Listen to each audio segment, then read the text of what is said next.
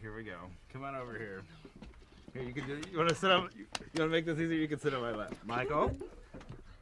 Michael. Hi. Okay, we're in. Okay. All right, we're in the studio, and I have Beyonce sitting on my lap, and I'm gonna put you on speakerphone. Oh God. I'm sorry. Yeah, I'm gonna put you on speakerphone to talk to her, and give. Okay. You're shaking. Okay, you ready? Okay, hold on. Oh no. Like mother, like daughter. On December 10th, Blue Ivy Carter looked like a mini version of her superstar mom Beyonce while sitting courtside with dad Jay-Z at the Crypto.com Arena in Los Angeles to watch the Lakers take on the Spurs. The 13-year-old wore blue jeans and a Balenciaga jacket for the game as she kept her hair down. The oldest child of Bey and Jay additionally accessorized her look with a blue bag and sunglasses. She alternated between wearing the sunglasses and taking them off, showing off some of her glam at times. Family, not bad guys.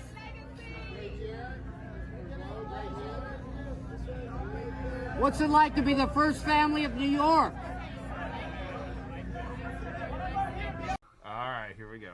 Come on over here. Here, you can do. You want to sit up? You want to make this easier? You can sit on my lap. Michael. Michael. Hi. Okay, we're in. Okay. All right, we're in the studio. Hello, everyone. Hello.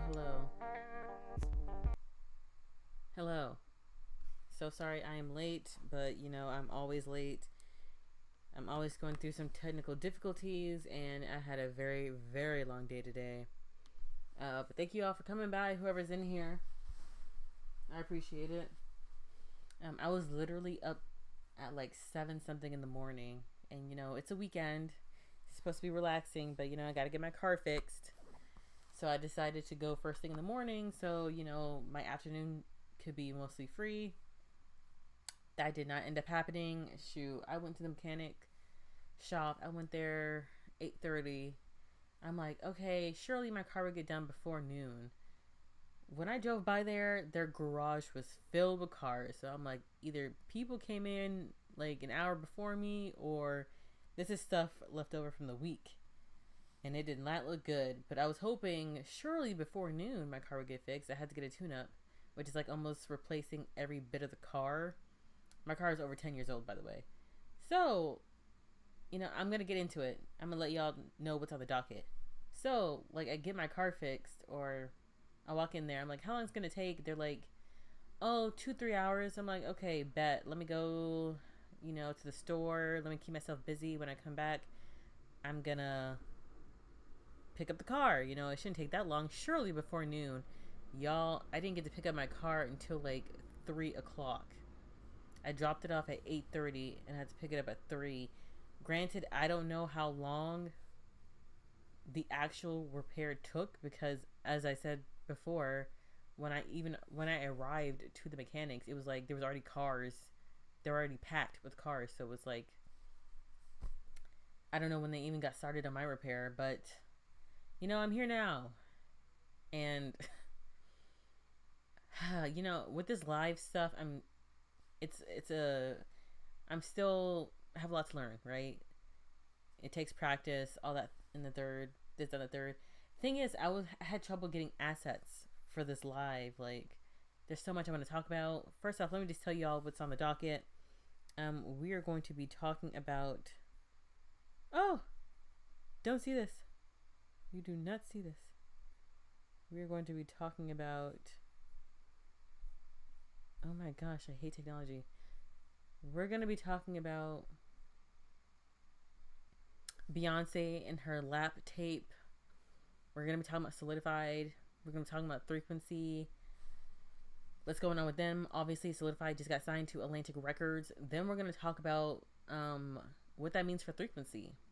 Because as y'all probably already know, I mentioned this like in a few lives, maybe like 2 weeks ago, that there was something funny going on with their tours. With Soulidified, we now know that the tours were canceled because there were negotiations with Atlantic Records, and you know, good for them. But then it's like, when it comes to Frequency, it's like, well, what's going on with you guys? Are you guys gonna get signed? Like, what's happening with you? they just left their other label, so I don't know if they're gonna get signed right away. So, and excuse that airplane. It can't be helped. Sorry, y'all. So what's going on with them? And I've noticed that on their posts, I don't know if they're filtering out their comments, but no one's talking about the canceled dates anymore. And we're gonna get into it, right? Then we're gonna be talking about season 4. They just dropped their debut. I can't even speak. They just dropped their debut LP, their album, and I don't think it's making enough noise, which is funny because they were the people's choice to win building the band, and I think they kind of fell off a little bit. Then we're going to talk about Miss You and their impending debut coming this September. Then lastly, we're going to be talking about the Womack sisters. And if we have time, we're going to talk about Horizon. But yeah, that's it for today. I won't take up too much of your time. I'm aiming for this live to be around 2 hours. Because I am tired, y'all. Like, I'm very tired. But yeah, that's basically it. Dun,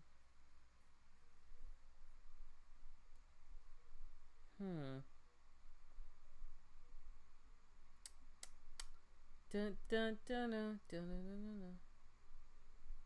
If you're joining me on Twitter, hello. On YouTube, hello everyone. Let me see. Let me see where I can start. Okay, great.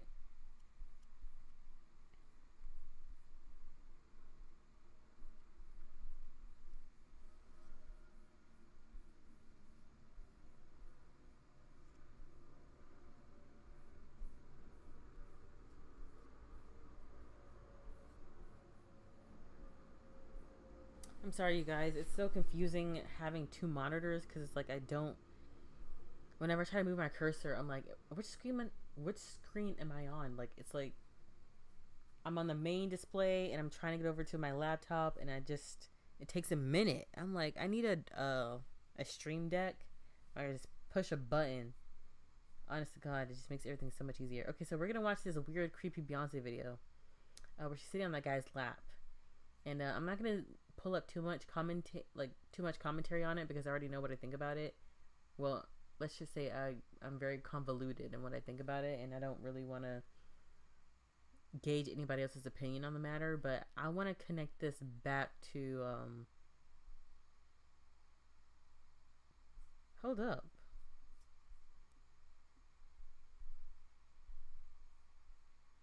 Okay. Sorry, I was missing a link. Sorry. Anyways, I just wanted to say I wanted to watch this video, and I want to connect it to how Beyonce is raising her daughter in the public eye, and how I think nefarious things might be happening here, and maybe Beyonce is a cautionary tale of a victim turned perpetrator. I don't know. Maybe I'm reaching, but I have a weird feeling that Beyonce went through some stuff in the industry, and that maybe she was conditioned to think that it was normal, and is maybe inadvertently or inadvertently passing that on to next in line. So let's watch the video. All right, here we go. Come on over here. Here, you can do. You want to sit up? You want to make this easier? You can sit on my lap. Michael. Hi. Okay, Okay. All right, we're in the studio. And I have Beyonce sitting on my lap, and I'm gonna put you on speakerphone. Oh God, I'm sorry. Yeah, I'm gonna put you on speakerphone to talk to her. And Hey. How you doing? Well, good. I really appreciate you doing this because we're giving back. I'm very honored. I can't believe I'm doing this. Yes. Thank you very much for giving me this opportunity. But thank you. Brad Buxer is putting down the track now. Right here, Michael. Brad, Yes. you're putting down the track now. Does Michael sound okay to y'all? He don't sound good at all. You know what? How old was Beyonce? Let me look it up. Let me look up how old she was. How old was... Because people kept saying 18, 19, 20, 21. And of course, if you're one of those conspiracy theorists who believe that she was lying about her age, maybe she was a little bit older in this video. Beyonce age, was it 2001? I'm thinking this was back in 2001, right? 2001.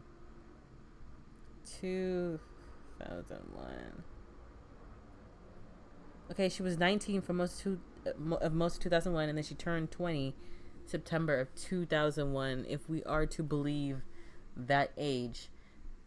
That short... Oh, my apologies. I should greet you first. Hello, OG. Hello. How do you say your name, by the way? OG Solite? And by the way, you're not late. I'm late. I actually started at like 5:46. You know, life was lifing, so I had a late start. But at least I got like a little intro for you. And I had to make a new overlay, and you know, my car was getting fixed, and it took most of the morning and a little bit of the afternoon. And I'm just like, what the heck? Never knew this was the background of that conversation with Michael. Yeah, apparently TMZ released the footage April of 2026, this April, right? And I don't remember hearing about it, but when they released it, they edited the footage so you didn't see that she was sitting on someone's lap. Instead, you just see her not picking up the phone, talking to Michael. That's it. They zoomed in on her so much that you didn't see if there was anyone else closely around her, and they just caught the clip of her chatting to Michael. But of course, this particular week, we have been seeing a lot of clips of Beyonce. A lot of material has been coming out of her and Jay-Z, and things aren't looking too good. Like, very interesting, right? So let me continue playing this. Yep. Yeah, Beyonce's gonna go in the studio and lay it down now, and you're gonna give her inspiration. Michael, when she was listening to the track, she fell in love with it immediately. Yes, I did. I love it. You did? Yeah, Yes. immediately, Michael. It's wonderful. She lit up, immediately from the very first line of the first verse. But please don't, Beyonce. My voice. Your voice sounds great. You sound... He was getting over the flu when we recorded this. Getting over the flu, I had the flu. This is only his demo track for everyone. That's how his voice sounds when when he has the flu. Well, it sounds wonderful. It does. And the first line, I screamed. Literally, I screamed. Can you imagine, like, first of all, Michael is my ultimate bias. If you think he is a creep, I understand that. Moving on. Seeing her geek out over Michael, I mean, Michael is such a big catch. You could dangle him in front of anyone's face. I think they would have pretty much done anything. Do you know what I mean? So it's kind of just weird. Like, I don't even know. It's when I watched this, it certainly made me feel very uncomfortable. And I know people online were saying that this man's gay. You guys are doing too much, this, that, and the third. But it's just like, bro, like, how do you know that this man's gay? First off, how did we just... I don't know if y'all are... Because I think I heard somewhere that he made homosexual porn or something like that. I don't know. I don't know what this man's orientation is, but I'm assuming he must be attracted to Beyonce in some creepy way because he requested her to sit on his lap. So what are we doing here? Are we playing stupid? It's disgusting. Like, it's stupid and disgusting. But let me play it some more. This is so freaking weird. And Michael, she's, these guys can sing. I mean, she's gonna nail this. This is great. So we're happening. The vibe couldn't be any better. Let's get going then. All right, let's get going. Love you, Michael. I love you too. All right, Bye. talk to you later, Michael. Love you. Love you. Thank you. Thank you. Love you. Bye bye. Bye. Oh, that was tough. He gets very emotional over this project. I mean, I'm happy I talked to him. Oh, I want to do a little...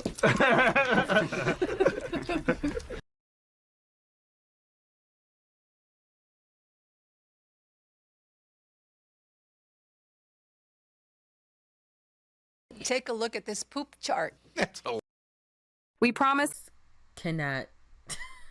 Like, I don't know where to put my cursor. Like, I'm like, oh my gosh, what the heck? Okay, let me read some comments here. Yeah. They always crop the video. Okay. Not gonna lie, knowing that Michael also was fond of Beyonce and the full version of this phone call reframes everything for me. I mean, yeah, Michael. I mean, I heard that he also found her attractive. I hear that story Chris Tucker tells about how he wanted to go to this party because Beyonce was there, but I mean, I don't think. You know what's so interesting is that I don't think Michael would have said, "Can you sit on my lap?" You know what I mean? Like, feign, like actually showing romantic interest in someone, or I don't know. I just get a different vibe. I don't know. Like, knowing this was about the context makes me side-eye everyone involved that arranged this, as Michael went on to meet Beyonce at events and award shows many times. The sad part is they were both taken advantage of by the industry. Wow, she was so young there. Reminds me of when I was still adjusting to being a young adult, so innocent and clueless. Didn't know how to read a room, which can come as... Whoa! I'm gonna have to push back on that just a little bit, because... Listen, I'm, when I was around that age, you pick up on stuff like that. Like, again, I also wasn't naive. Like, sometimes I might just go to places without thinking too much of it, or walk in the, like, odd hours of the night. And then while I'm walking, I'm like, wow, it's 3 a.m. What am I doing walking in the middle of the night at 3 a.m.? Or, you know, stuff like that where it kind of escapes you, or maybe you're walking to your car and you're not being really perceptive. Stuff like that, yes, but in that particular scenario, I'm thinking of two things in my head. First off, if someone asks me to sit on their lap, I am, that's going to ring alarm bells regardless. But when I watched that, I think of two things. Either she was, one, conditioned to do that already, so it didn't seem out of the norm for her. Or two, like I said, Michael was such a big carrot to a lot of people. You dangle him in front of anyone, they would do anything. Do you know what I mean? And there's a part of me that's just like, huh? Was she a game player in the industry? And I know a lot of people were like, where's Tina? Where's her father? But I don't really know how to peg Beyonce yet. But sometimes, well, first off, we can all come to the conclusion that she wasn't as protected as we all thought that she was. Clearly, if she's in a room like that, sitting on someone's lap, that's just the tip of the iceberg, right? Like, I'm not gonna, we can estimate, we can guess that a lot more weird things were happening, right? To me, when I'm watching that, that was just the tip of the iceberg. But sometimes I don't know for sure how to peg Beyonce, because can we really see her as this very protected superstar? Because remember, she comes from money, right? So when I first thought of Beyonce entering the industry, I thought of her as having a lot of privilege, right? She didn't need to do a lot of things like her counterparts because she came from money. She had a safety net to fall back on. That's what I thought. She didn't need to do this, that, and the third. She didn't need to pay the Pied Piper. That's what I thought. But as you elevate in your career in the industry and entertainment, we all understand that prices have to be paid. Now, I just assumed Beyonce had a privileged ascendance into the industry because of her moneyed background. And because she was linked up with Jay-Z, maybe he was doing most of the dirty work, or maybe Matthew was doing most of the dirty work. That's what, you know, all these rumors about sabotage, you know, when they're talking about, oh, Beyonce sabotaged someone, they always be like, oh, well, it was actually Matthew. It was actually Jay-Z. She's always the innocent party. She was always the one that's well-mannered, always so polite, this, that, and the third. So I just thought maybe someone else around her was doing the dirty work or whatever, and she was always kind of kept safely tucked away, just doing the singing and dancing and being protected and all that. But now seeing this, I'm thinking that maybe she's more of a Selena Gomez type, where if you don't really know, there's been rumors about Selena Gomez where her mother was her manager for most of her career when she was a child, and a lot of people said that her mother was very overprotective, very much not about the BS and all that, But Selena was very rebellious. So even though her mother was trying to protect her from the industry, these are all rumors and speculation, right?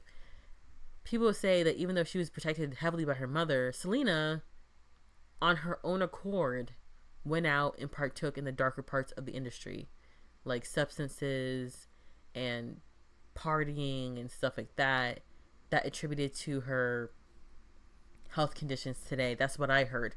I don't know which is it for sure, but when talking about Beyonce, I don't know if she's Selena Gomez or the protected princess. I don't know. But it's really weird. But let me just actually rewind to the part where she gets in his lap, right? So where was that part? Let me finish playing this annoying ad. This is freaking weird. Okay. Look at this, right? So she's going to sit on his lap.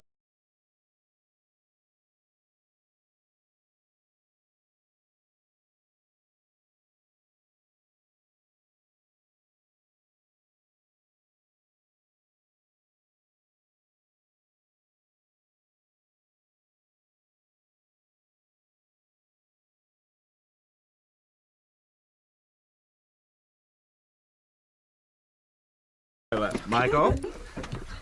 Michael? Hi. Okay, we're in. Here, you can do. You want to sit on? You want to make this easier? You can sit on my lap. Michael? Michael? Hi. Okay, we're in. Here, you can do. You want to sit on? You want to make this easier? You can sit on my lap. Michael? Michael? Hi.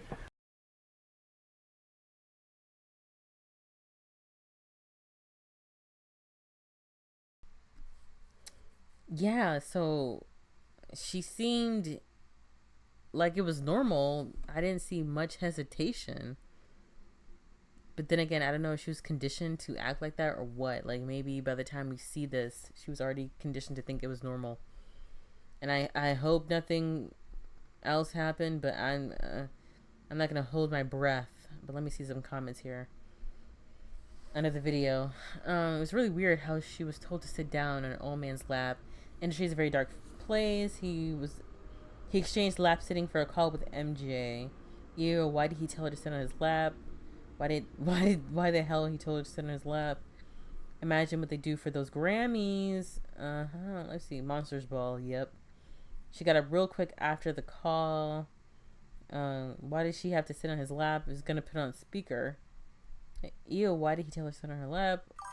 What the F is she on his lap? Creepy old man. Please protect your kids and young people. She shot up as soon as she shot up off his lap as soon as it was over.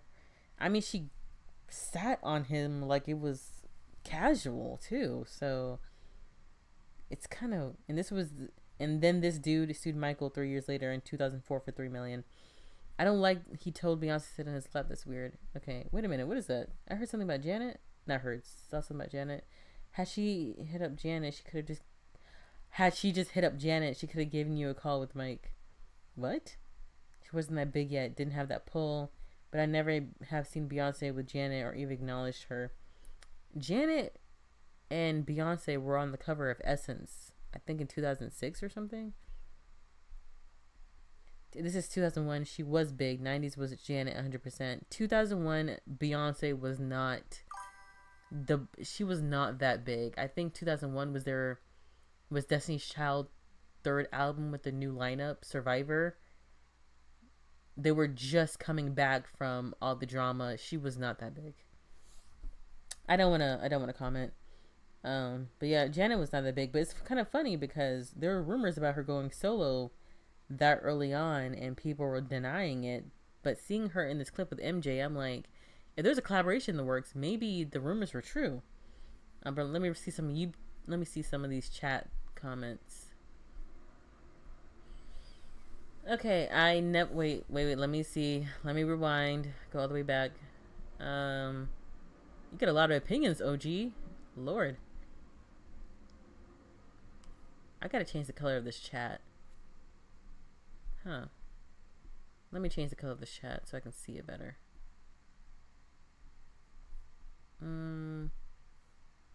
Okay, I can't change it. I just want to change the color. Like, I can't see it. Whatever. Okay. Wow, she was so young there. Okay. People pleasing so blindly to where she doesn't think twice about something may come across until after the fact. I feel bad for Michael and Bey. They had predators all around them. Do you hear when he said, "Love you guys"? I'm like, what? That kind of caught me off guard. I'm like, either these people are really close to him or Michael is just like a very innocent man. Love you guys. You know, he didn't sound his best too. So I don't know if he was like, he sounded really like a submissive little kid. I don't know. Maybe I'm reaching. Maybe green would have been a better word rather than innocent and clueless. Yeah, I think it was conditioning and normalization and Michael's star power being weaponized. Sorry, I mean, hey, at least you're here. I never believed Beyonce was exempt. It was pretty clear to me she never was the way she was held to such impossible standards. Wow, can I speak? It was pretty clear to me she never was the way she was held to such impossible standards. But then again, I grew up as a 2000s baby, watching her solo career and her role as a member of DC3 grow. I'm just going to skip some of these comments here. Yeah, it's concerning. Even more concerning, nothing has been said yet. Janet and Beyonce had their moments throughout the years, so I don't know what they're on. Yeah, I heard there was a feud at one point because she slick dissed the Jacksons, and Janet was like, "Don't talk about my family." Whatever. I'm not too sure what went on there, but I remember there was a famous clip where Janet was asked to collaborate with Beyonce, or if she would like a collaboration with Beyonce, and Janet said a PC answer like, "Oh, she's so talented, she's great, this and the third." And the interviewer asked her, "So why hasn't there been a collaboration? Like, why haven't you done anything with each other?" And she just looks at the interviewer just very innocently with these big, beautiful eyes, and she goes, "I don't know." You know, in that weird whisper tone that she does, she's like, "I don't know." And then she still hangs on to that answer. And the interviewer, you can just tell, is not buying it, which I don't really know, but you know, but it's kind of like a weird tension, awkward silence kind of happening. And she had to repeat herself for them to move on. But I wonder if I can find it.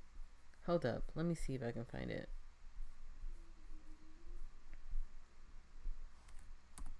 Janet Jackson, Beyonce collaboration. Do y'all know what I'm talking about? Like, there was a famous clip. Oh yeah, they were both on Essence magazine. Yeah, so a little history lesson. Well, Beyonce, Janet. They were both on Essence magazine back in the day. Let me see if I can mute myself. Okay. And Mary. Apparently, the behind-the-scenes controversy subsided. Beyonce reportedly only agreed to the shoot if she could stand in the middle for the cover. But the editors had already promised the position to Beyonce, Janet, and Mary. Apparently, the behind-the-scenes controversy subsided. Beyonce reportedly only agreed to the shoot if she could stand in the middle for the cover. But the editors had already promised the position to Janet Jackson. Well, now the divas are all compliments for each other. Janet complimented Beyonce on staying grounded despite her soaring fame. Beyonce says Mary is all heart and emotion and she admires her. And Mary admits that Janet was always her inspiration. Aw, isn't that special? All right, he's been... It's no surprise that Beyonce, Janet, and Mary are stunning while posing for the June cover of Essence. But it is interesting to note that Janet looks so pulled together. This photo shoot took place just 2 days after her infamous Super Bowl wardrobe malfunction. All right, everybody hug. Here we go. There's no talk of the Super Bowl inside. Instead, Janet opens up about her relationship with Jermaine Dupri, saying, quote, "He's special.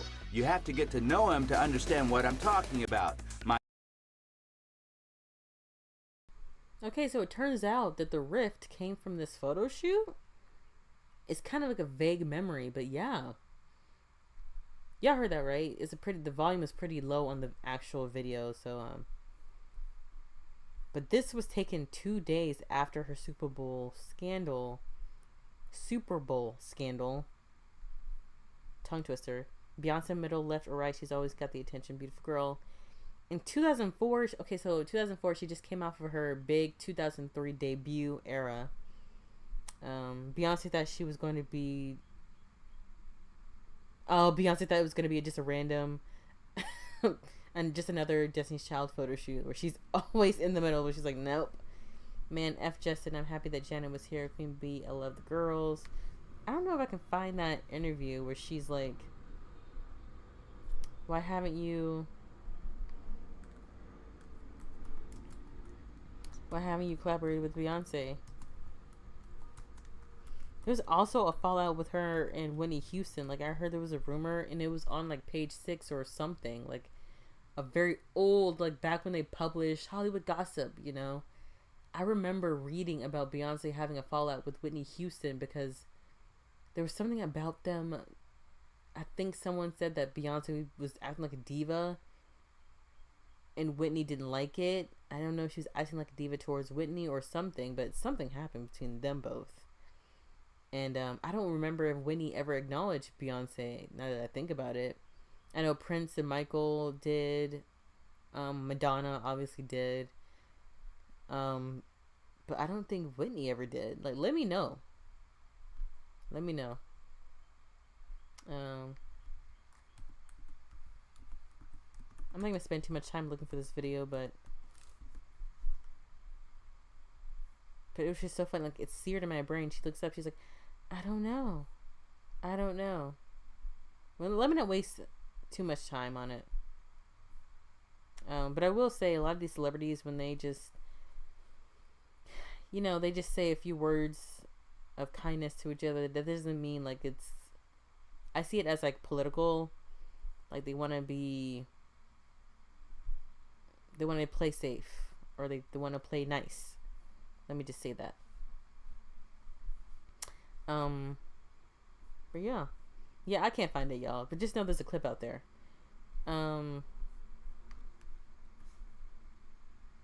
Just know there's a clip out there.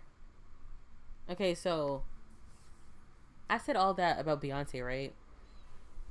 And in my head, I'm like, okay, so what if this was normalized for Beyonce? What if she never thought it was that big a deal? And, you know, as she ascended in the industry to newer heights, to bigger levels, she just got used to it, did more and more things. We don't know. All speculation. What if, right? And she's been in the industry so long that she's just like, this is how things go, right? She's normalized it. And then I start to think, okay, but what about Blue Ivy? What about her daughter? Because we all know that the Carters want Blue Ivy to take over their spot. That's their heir apparent.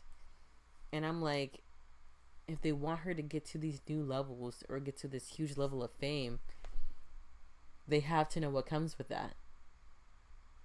Right? Because we saw just a glimpse of what fame comes with, or what it takes to kind of, I guess, level up, or at the most literal, get a phone call from MJ. Apparently got to sit on someone's lap. Like that one comment said, I can't imagine what it takes to get a Grammy. What's the price of all these awards and accolades? Like, I just kept thinking that. And so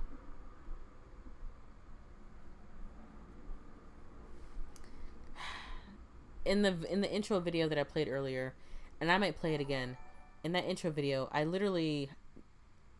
highlighted how Blue Ivy was dressed. She dresses very mature for her age. Like, it's no surprise, right? Like, let me play it again. Just in case you all missed it, my intro video. Whew. I'm gonna mute myself. Alright, here we go. Come on over here. Here, you can do, you wanna sit on, you wanna make this easier? You can sit on my lap. Michael? Hi. Okay, we're in the studio, And I have Beyonce sitting on my lap. And I'm going to put you on speakerphone. Oh, God. I'm sorry. Yeah, I'm going to put you on speakerphone to talk to her.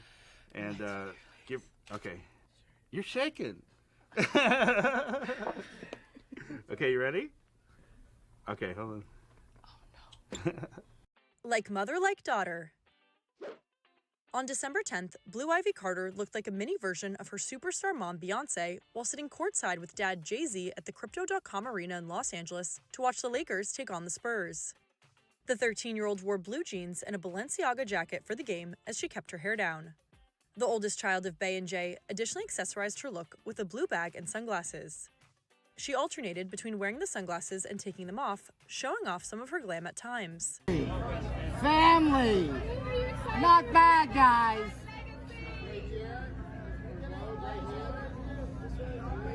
What's it like to be the first family of New York?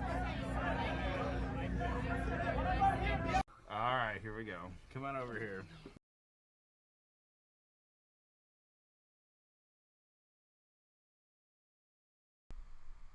You see?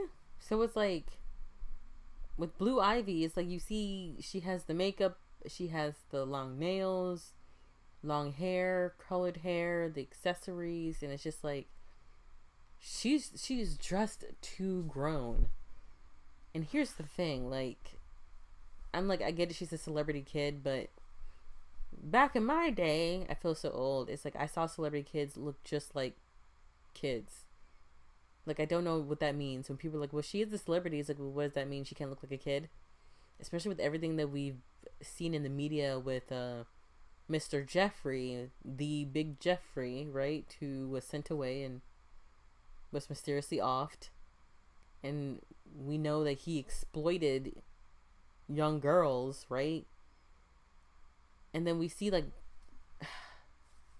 we went through that time with Nickelodeon where they were being exposed, and we see these child stars being taken advantage of on set, wearing all these skimpy bikinis and stuff like that. It's like, what does that mean? If I say, wow, she's dressed too maturely, and you say, well, she's a celebrity, it's like, well, what does that mean? Are we... Sometimes I think that we just, as a society, is just used to seeing someone being exploited or something. Like, what does that even mean? Well, she's a celebrity, so you know they're older, but it's like, yeah, but you can still look like a kid. Because you're still a kid. It doesn't matter how mature, quote unquote, you act as a child, you are still a child. You know what I mean? I hate that excuse. Well, she is a celebrity. That don't mean shit. Especially when, let me show y'all something. When I was coming up, this is how celebrity kids looked like. Actually, hold on one second. Let me see.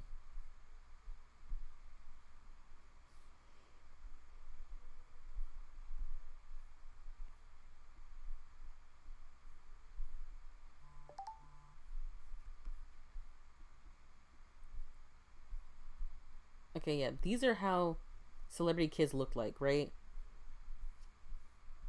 This is Coco Jones, and I try to pick celebs who are black females that are tall. So, Coco Jones, tall girl, right? I think she's 5'10". Look how she's dressed. Look at how she's dressed. Like, literally, you see the flats here. This is during her Disney days. You see the cardigan.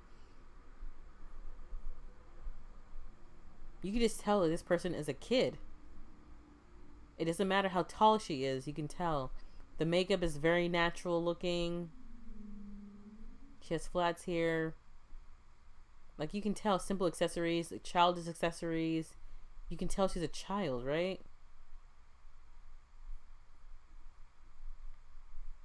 Oh, wait, can y'all see the picture? Y'all can see. Even Zendaya. Zendaya is a similar height. Okay, so again, I'm picking girls who are tall. But you can still tell they're children, right? High neckline. The makeup looks very natural. You can't really tell that they're wearing it. Covered up for the most part. The heels aren't really that prominent. Very natural looking, okay? Everyone looks like a kid. Nothing really too form-fitting as well. That I should also note that. And the necklines are always like high. Always high necklines. And even when it was low, like with Coco over here, it's not really a low neckline. It's like a sweetheart neckline. But even then, it's like they made sure not to really show any cleavage, right? High necklines. The heels aren't too high. The accessories are very child friendly. And I put in the Obama sisters as well because I remember there's a lot of media attention around them. And especially Malia Obama. She's a tall girl. She's a tall girl, but look how she's dressed. Right? High neckline. This is a better view. High neckline, or, well, very conservative. Very conservative. Stockings. She has a preppy look going on. Again, similar tights, high neckline. The hair is not really doing a lot. It's very simple hair. Very, very simple makeup. Very, if she's wearing any makeup. Very simple. Little to no, look at the nails. Like, it's just groomed. Nothing too much. She doesn't have the long acrylic nails. Same thing over here. High neckline. Fresh face. Simple hair. Like... And then her sister, this is when Malia was already into her teen years, so I'm kind of focusing on Sasha, because she was the girl who everyone was like, oh, she has the edgy fashion. You see her wardrobe, right? High necklines. Like, the shoes aren't really too high. She's wearing chokers, but the makeup is very natural. Same thing over here.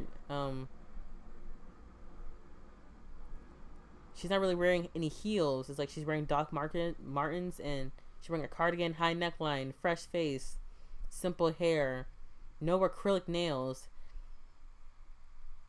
Same thing over here, high neckline. Like, it's like people, like, these are also celebrity kids, but guess what? They still look like kids. You put them in any scenario, any situation, any place, anywhere, you can tell that they're children. And with Beyonce's daughter, you can't tell that. That's what's so weird. It's like, I want to believe that actually I don't even know anymore. It's like after seeing that clip and knowing that Beyonce was around these weirdos and then seeing how she's deciding to dress her daughter, I'm like, so what are we doing here?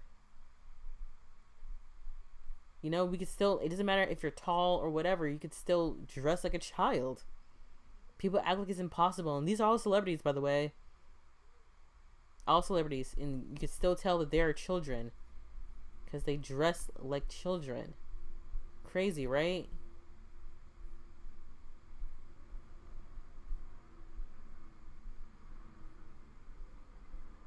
It's not that hard. Anyways, that's my little rant. But like, Beyonce girl, I can feel sorry for you for what happened while you were there at a young age, but the woman now, I don't really trust her. I don't know if she's also pushing. Let me not say pushing. I don't know if she's also with the shits. Right? Like, what if she turned from a victim into a,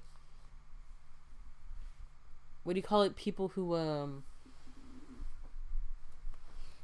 allow things to happen, like an accomplice or something, or like a they might not be the perpetrator themselves, but they allow for the perpetrator to do whatever they want. I forgot the name of it, but y'all know. A silent co-conspirator or something. I forgot what you call them. Okay, so anyways, let's talk about let's talk about Soulidified. So Soulidified has signed to Atlantic Records. And when I first saw this, I was jumping for joy. Let's read the news clip. The exclusive Variety news blurb that they have of Soulidified. So, building a band group, Soulidified, signs to Atlantic Records, exclusive. And by the way, Stephen J. Horowitz, if I'm not mistaken, he actually is Sorry, y'all. Sorry for the sound. Stephen J. Horowitz is actually a normal guest on the Pop Pantheon podcast. I don't know if you guys heard about it. But let me read some comments in the chat. I completely forgot about y'all. Let me see what the chat said. Beyonce never dissed the Jacksons. LOL. Beyonce said that she was fortunate for not having a Joe Jackson type of upbringing. She was asked by an interviewer about the comparisons, and Beyonce said it was similar. Oh, but not quite, and that she repeated the Jacksons' legacy. Well, you know what's funny? She is trying to recreate the Jacksons in a way. Like, have you noticed? Especially with, like, or at least with her father, Matthew really wanted to be a Joe Jackson, in the sense of he wanted to have a musical dynasty. He wanted both Solange and Beyonce to be successful artists, which we know that Solange is, but Solange isn't an artist that operates on a very high level, right? Like, she's not a superstar artist. No matter how they want to market themselves to be, but they really wanted to be like a musical dynasty akin to like the Jackson family. And I don't know, it's a bit ooh, hello Bree, welcome. And it's kind of funny because it's like the Knowleses can never be the Jacksons, because it kind of, first of all, it seems like the only person, let me not say the only person,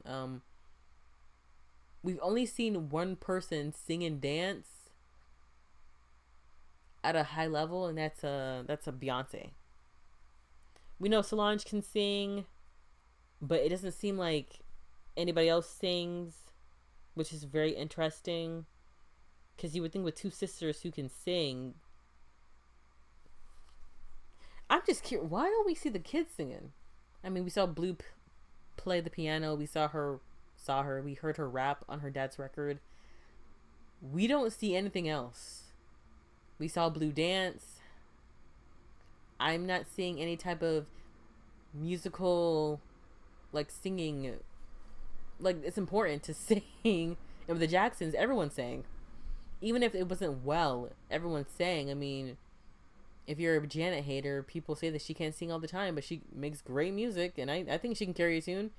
You don't have to sing to the rafters to be a pop star. So, shit. So there's that. But then also, it's like, you see all these parents, like, all these big artists, like J-Lo. Her daughter can sing down, and she takes every chance she gets to show off her daughter's vocals. And I love watching the videos. Like, and even with, like, Mariah Carey, her kids sing with her. I don't know if they don't really carry a tune like that, but, you know, it's just for fun. It's just for, like, it's like a lovely family thing. I think Pink's daughter can sing. Like, when she brings out her daughter to sing a duet, like, they are singing. Who else can sing? Y'all let me know.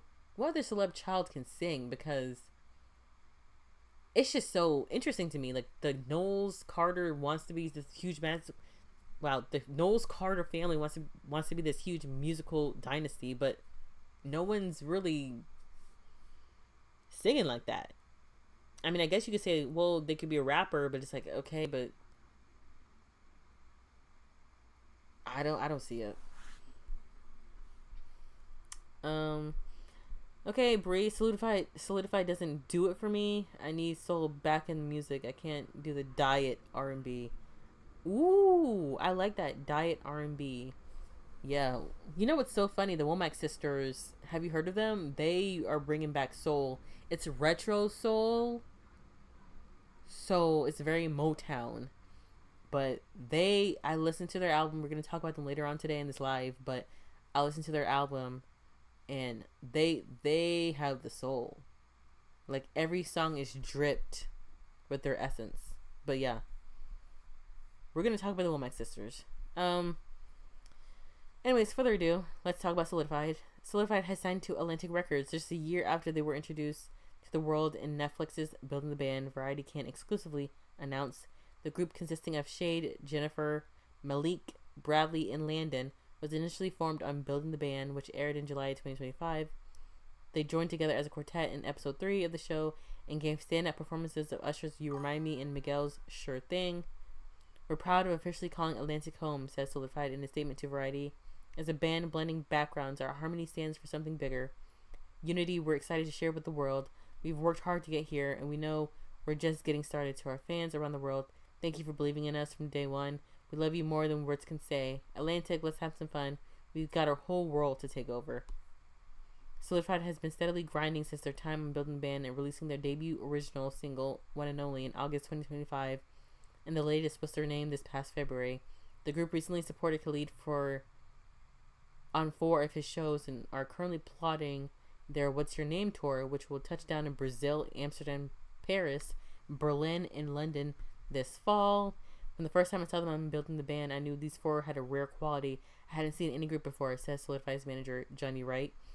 Suspicious manager Johnny Wright, I will say. He's had a very colorful past, and I don't trust this man, but I'm kind of seeing history repeat itself in a weird way. But we're going to get into that later. An industry veteran who has steered the careers of Backstreet Boys and New Kids on the Block. You mean he stole? Let me not say that, but let's just say the biggest way they put New Kids on the Block on the map was stealing from the black group New Edition, which I heard rumors that Johnny Wright helped with. Like, he basically helped steal the swag of New Edition and put it on New Kids and screwed over this black group. It's crazy. Wright manages the group alongside day-to-day management Fernando Watson and Javon Hicks. Beyond their obvious vocal and performance talent, continues Wright, the fact that they came together sight unseen makes it clear God had a hand on their story. I am proud to be part of their journey, especially excited that they are now part of the B. Wright Entertainment, Atlantic Records, and WME family. We couldn't be more excited to welcome Soulidified to the Atlantic family, adds Michael Parker, SVP of A&R, and Justin Horowitz, VP of Digital Marketing. Wait, Justin Horowitz? Wait, what? Isn't he the writer of this thing? What? Oh, Stephen J. Horowitz. Oh, what are the chances that they're related? Huh. This is kind of weird. Justin Horowitz, VP of Digital Marketing at Atlantic. Beyond their undeniable talent, this band is breaking boundaries in a way that no band has before. What they represent and what they stand for, both individually and as a group, has already garnered an incredible community that we can't wait to watch grow and evolve. Hold up one second. Let me see if this man is related to Stephen J. Horowitz.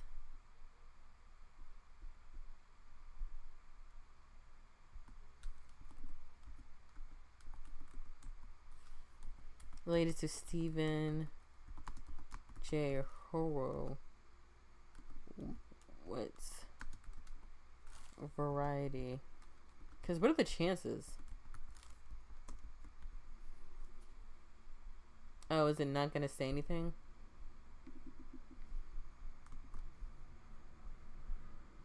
Okay, you guys. Well, I guess we'll never know, but it is kind of sussy. Okay. So that is Soulidified in their exclusive announcement that they have been signed to Atlantic Records. But here's the thing. With Atlantic Records, we have heard news that Atlantic has been gutting almost every department. And their parent company, Warner Music, has been bleeding money. So I don't know how well they'll do on the label. I know Leanne had to leave Warner Music UK because they were hemorrhaging money. And Warner Music stateside in the UK, they work very closely together. But Warner Music has another group on its roster that they're about to debut, so it's kind of funny how Warner keeps popping up here.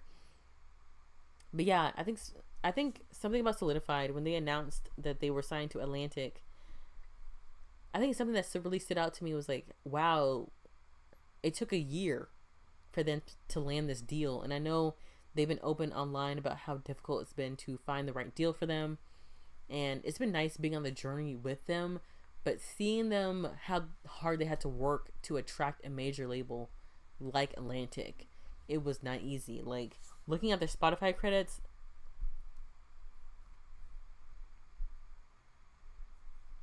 they had for most of their credits, over a million streams. One and Only had almost 5 million streams. What's Your Name has almost 2. Sure Thing has around 2. Can We Talk has around 2 as well. And that's just on Spotify, right? And then, not only that, but they had to create 2 viral moments that hit the mainstream. Like, I remember when they did the Star Spangled Banner, like the anthem, and it actually reached new audiences. Like, they went viral. So let's watch it for a little bit.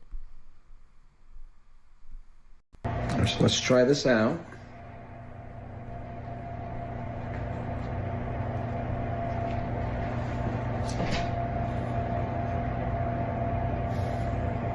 Oh, wow. Move your hats for our national anthem, performed today by Soulidified. Oh, say, can you see by the dawn's early light what so proudly we held at the twilight's last gleaming, whose broad stripes and bright stars through the perilous fight o'er the ramparts we watched were so gallantly streaming, and the rockets' red glare, the bombs bursting in air, gave proof through the night that our flag was still there. Oh, say does that star-spangled banner yet wave o'er the land of the free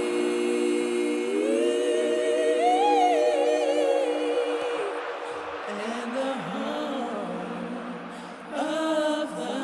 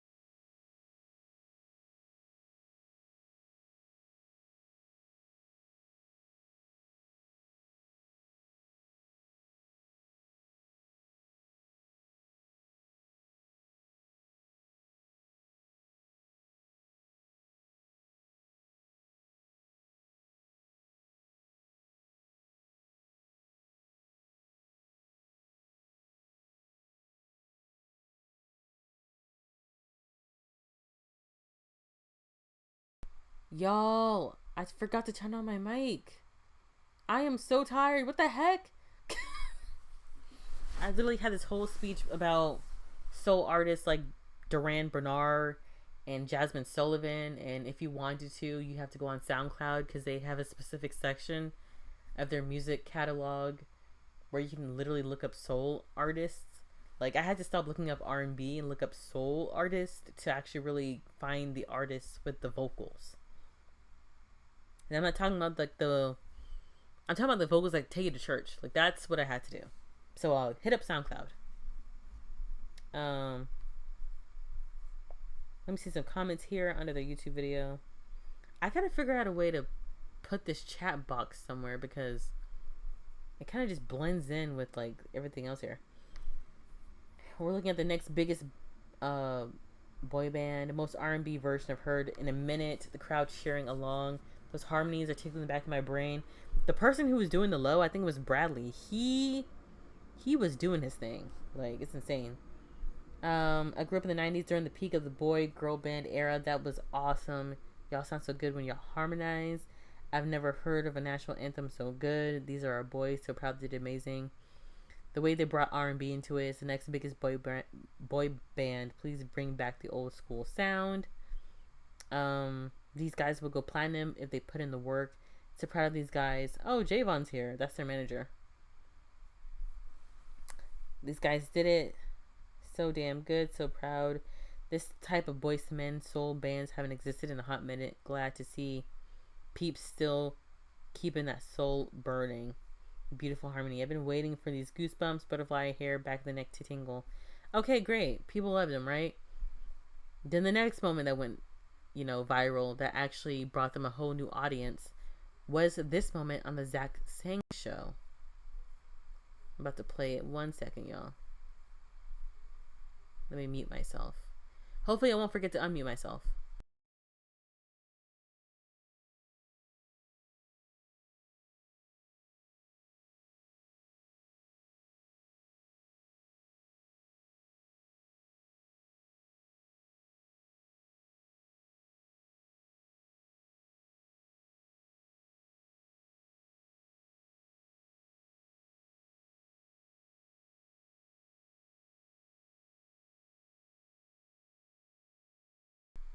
Okay, you guys, apparently I can't watch videos on Twitter if I'm a guest.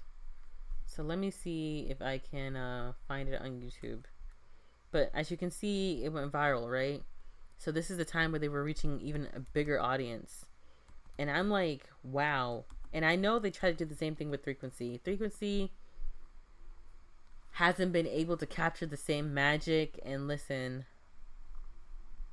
I've been kind of tough on Frequency. I never understood their appeal. I was surprised that they won. But can you imagine being the winners of Building the Band and your brother band ends up being the bigger group out the two of you and you're on the same management? That's just kind of interesting. But with Frequency, I never really understood them. I still don't get them. Let me see if I can find it here. What's your name? What's your name? Okay, good. For the acute treatment of migraine with or without aura in adults, Nurtec ODT can provide relief. Wait, will you sing right now? I heard you guys singing in the hallway when you walked in. You sing all the time. Do the Will you not sing? Get the fuck out of here. You sing we constantly. just woke up, but hey, let's just do it.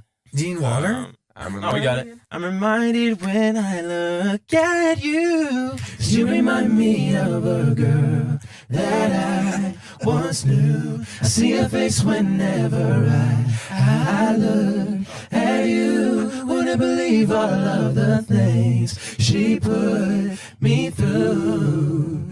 This is why I just can't get it. I know. We the bridge or the. So good. Thanks. Yeah, that's incredible. I feel Oh, like I'll have to wake up. Yeah, we woke up. Yeah, I was like, oh, okay. Very, very talented, right? But that was the second time they were able to get a new audience. And I'm like, wow, they're really going places. But it's kind of funny because when they were on Building the Band, I never thought much of them. I was just like, oh, okay. If anything, the boy group that really got my attention was Midnight Till Morning. I really liked them more than I liked Solidified. I was like, Solidified was really rusty, I think, back then, and I didn't really understand them. It wasn't until November of 2025. I forgot what they were doing, but I was just watching so much of their clips randomly. Actually, no, I think they did a cover of Kehlani's Folded that I really liked, and so I decided to keep following them on social media, and I kept watching their impromptu lives where they would just sing on the spot, and I liked their dynamic with each other, and I kept watching them, and pretty soon I kind of developed a crush on Landon. He was my fave, and a close second is Shade, and I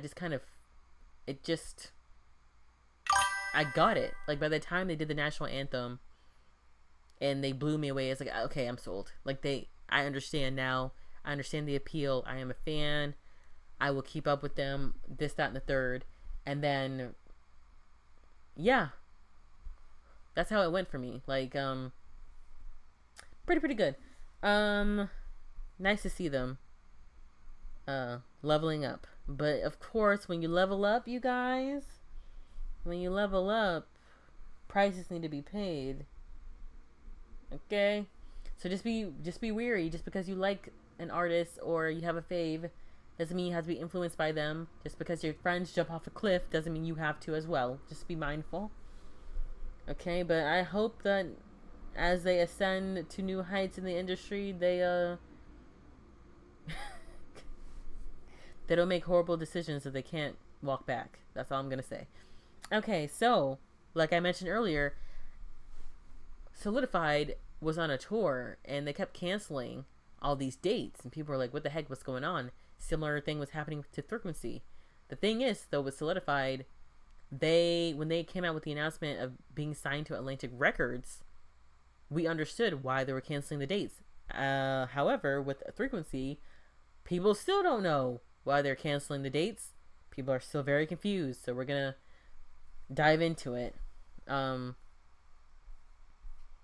me see some comments here. Oh, you've heard the Womack sisters. Okay, well, we're going to be talking about them today. I meant to talk about them last week, but I was so tired I just forgot. I've been listening to their album like 5 times over now, and let me just save all my commentary for when I actually bring them up. Frequency needs a lot of work. Solidified is more cohesive for sure at this point. Yeah, I don't know what's going on with Frequency. First of all, Johnny Wright, he works with a lot of boy groups, not much with girl groups. So when the girls came out to say that they were working with Johnny, I'm like, what does he know about girl groups? Like, can he do anything for you, really? Because he's primarily boy groups. But yeah, especially when the whole girl groups, they're kind of oversaturating the market. So it's like, now more than ever, Frequency really needs to carve out a niche for themselves. Right now, they're the only American girl group. You know what? Cat's Eye is there. Cat's Eye is American based. I wouldn't call them an American girl group though, right? Right now, the only thing Frequency has is being an American girl group. And someone told me that they can be alternative. Someone told me their appeal was they are the alternative pop R&B girl group who plays with the androgynous style. Like, they're not always out there with their panties and stuff like that, which is nice to see. In this very hyper feminine, very skimpy, scantily clad era that we're in. So it's nice to see, but it's like there's just something about them that I'm not sold on. Like, I don't know what it is. I'm just like, there's something about them that's like really generic, but maybe they haven't really found their identity yet. So I just keep seeing cosplayers. I don't know. Okay, so let's talk about Frequency and why they've been canceling shows and not talking about it. Kind of weird.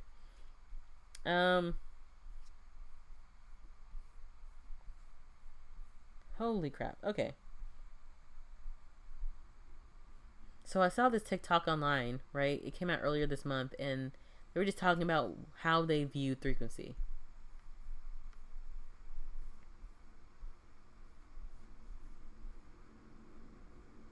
I can tell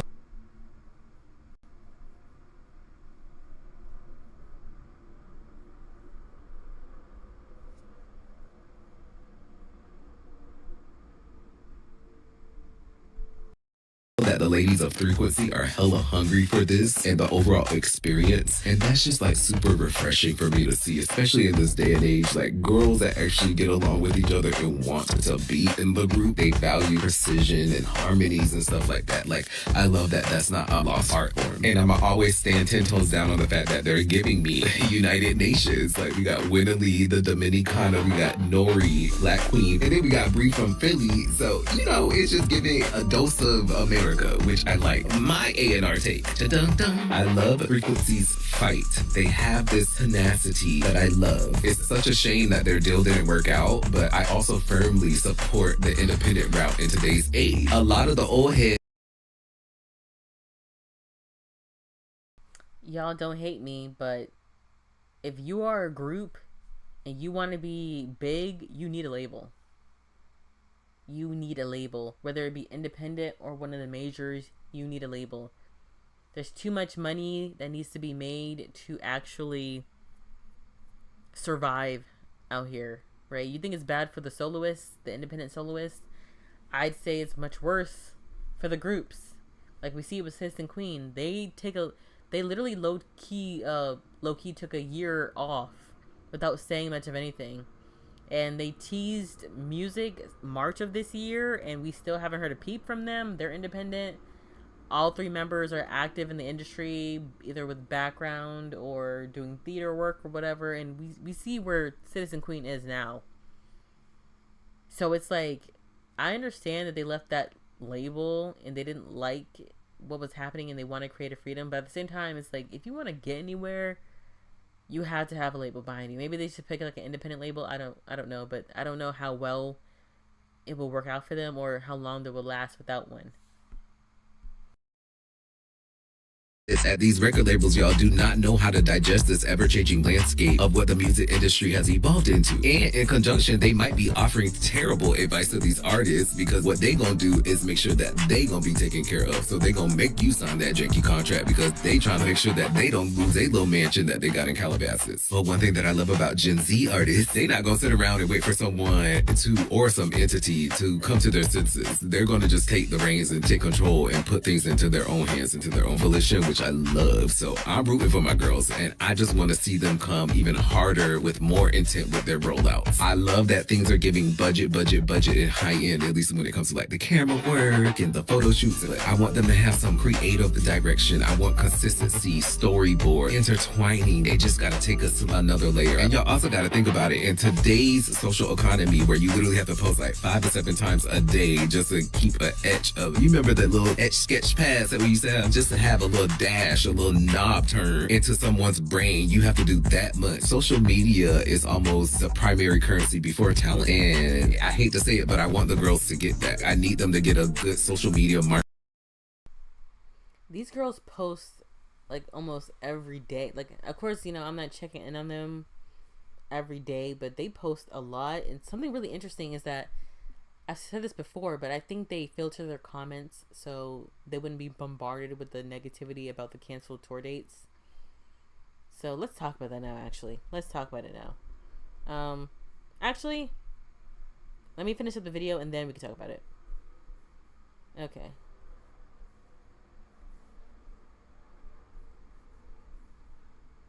Oh my god. What the heck? I hate this. Okay. Hold on one second, y'all. In their camp that's not only going to showcase and highlight the group's efforts, but are also showcasing their individual followings as well, trying to get the girls all on the same level as like Bree's following, or all at the same level of engagement. And they can do that by, number one, showing genuine content, not forced content, but genuine content of unity amongst those ladies, and then also letting their individuality shine. I feel like Winnie is still tucked behind everybody just a little bit, which is kind of hard because there's only 3 members. So for her to still not be able to be get inside some of that spotlight for me and shine just as bright as her sisters. Like, I need that moment for my girl. So we gotta work on this. We gotta work on their campaigns a little bit more just to open up the audiences to their personalities a bit more. And I think that's gonna get them over the edge. Keep pouring out your heart into that music. And most of all, keep maximizing your connections. You know what I mean? Like, now is the time to experiment and collab and be doing.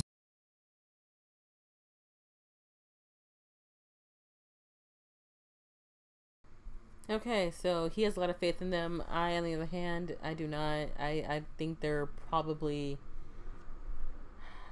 not in the best space, but I could be talking prematurely. So I went on Reddit, right? Some fans are worried about them. Do we think Frequency will resign to a new label? What's your guess? They left as a team on good terms with Columbia and Records. What kind of label is called Records? Like, what the fuck? But I can't lie, I'm a little bit worried to a degree because even though their brother group Soulidified is signed, I would imagine the same manager they share is doing his best. He's technically managing 3 groups now, and a new boy band, Beat Zone Boys. Oh my gosh, he's doing 3 groups? I'm only worried because there's been no word on when the album is releasing, but they have been teasing. I don't know what that is. And they did cut back dates and venues from their tour to 3 stops. Okay, so before they announced that they would postpone the tour to release the album, now it's all those rescheduled dates have been canceled except for 3, which I think is New York, California, something else. I could be wrong, but whatever. All in all, I do think they need to be signed artists soon. My guess is Warner Records? Question mark? Another guess is RCA, which I know is dangerous territory, but I do think they are looking for a girl group to push. I only say Warner because it looks like their current roster has a chance to be creative, which is why... What? I only say Warner because it looks like their current roster get a chance to be creative, which is why 3... What? I don't know. Good thoughts. Look forward to the discussion. I hope you're right, but I worry the leaving a label as such new artists will give them a bad rep, making other major labels weary of signing them. In my opinion, I think that's a mutual decision. There were no hard feelings, so I don't think that will play a factor at all in preventing them from being signed. How did we know that they left? Because they could have just been kicked out. They could have. I probably missed the convo when it happened, but does anyone know why they left their original label? The band didn't explain in full, but it seemed like they might have been offered some creative control, especially for the music, which was later taken away. Oh, major label doesn't make you win. We've seen that time and time again. I think all these bands need to focus on building an audience first. Midnight to Morning have done it best so far. Midnight to Morning is on an independent label. They've done a lot of work for them. And Midnight to Morning is still touring. They have been touring for ages. These boys don't sleep. This is especially true for season 4. Their fan work is insanely lacking, which is a shame because they don't utilize their building the band fan base at all. It's like they have this whole network at the tip of their fingers, but completely dismiss it and not a good look. You know what's so funny? Soulidified is the last band I would have thought of to actually come out on top, but they have done such a great job with like gaining new audiences and stuff like that. Whereas compared to Frequency and season 4, Frequency was the winner of building the band. I would expect them to go a lot further than what they are right now. And season 4 was the people's choice. This was the band that made us cry, that we were rooting for, that we were all like, they were robbed. And now they've fallen off. Like, I don't see people really talking about them anymore. Their album literally just came out. No one's really talking about it. Like, even on this Reddit, I think there was 2 posts about the album, and it's like 16 comments between the 2 posts. Like, even I was afraid to kind of talk about it because I'm like, would anyone really care? Honest to God. Now I'm just like, what happened to season 4? Like, this is such a letdown.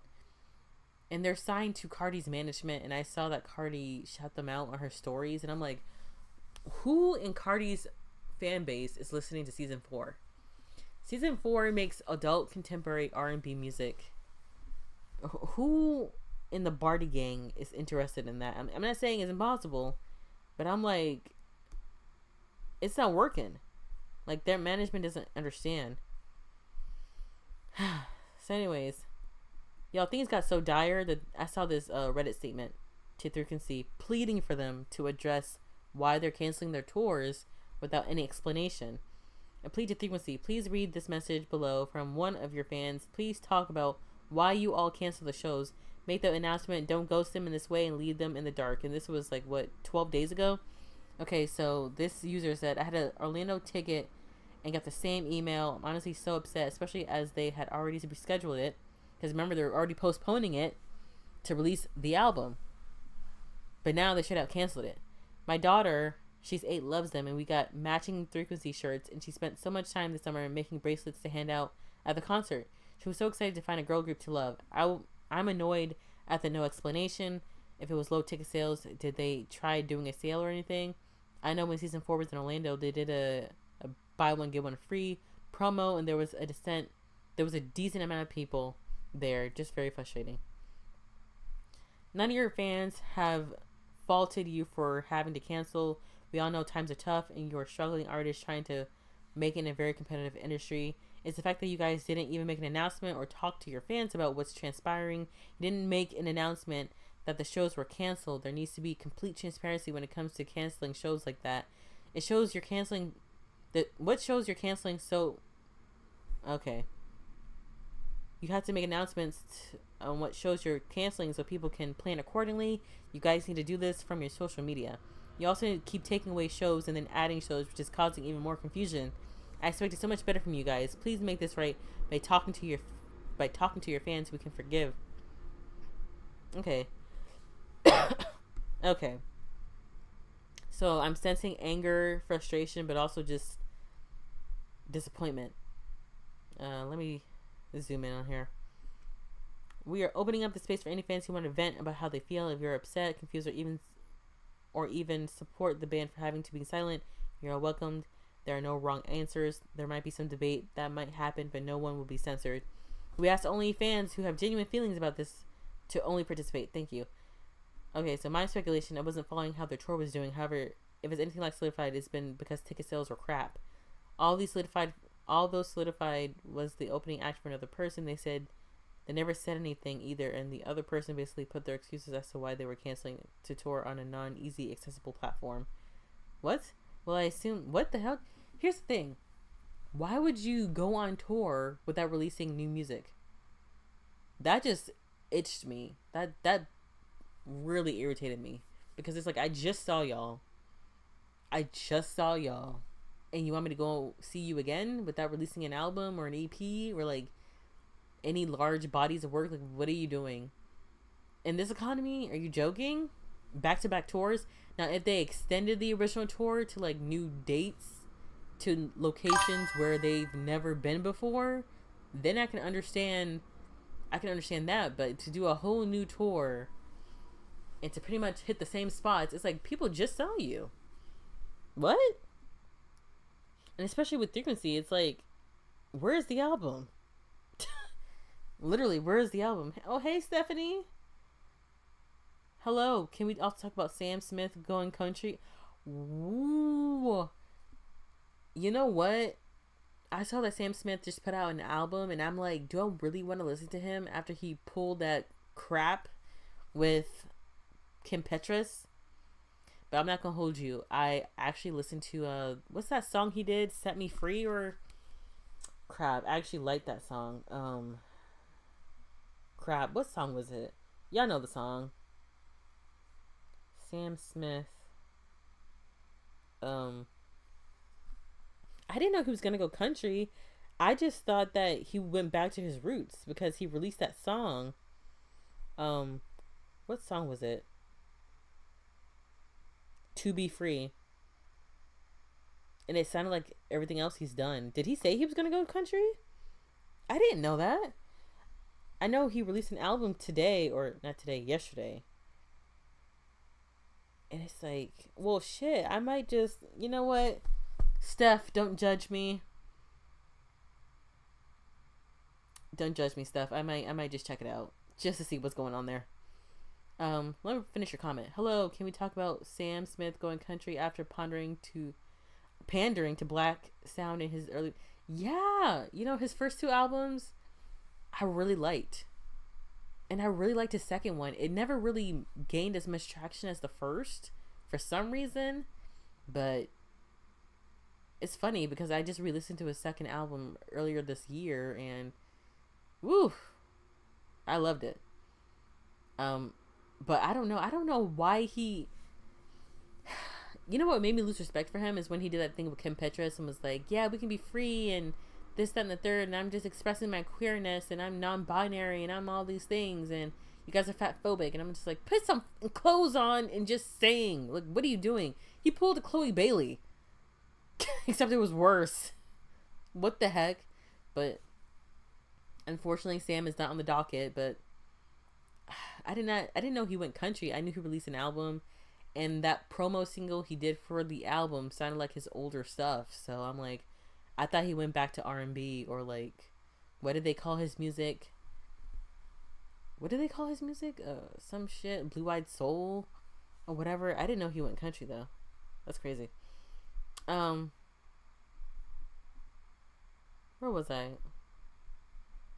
My friend, let me just read some more of this Reddit comments, and then we'll just go back to why Frequency is canceling their tour dates without saying anything.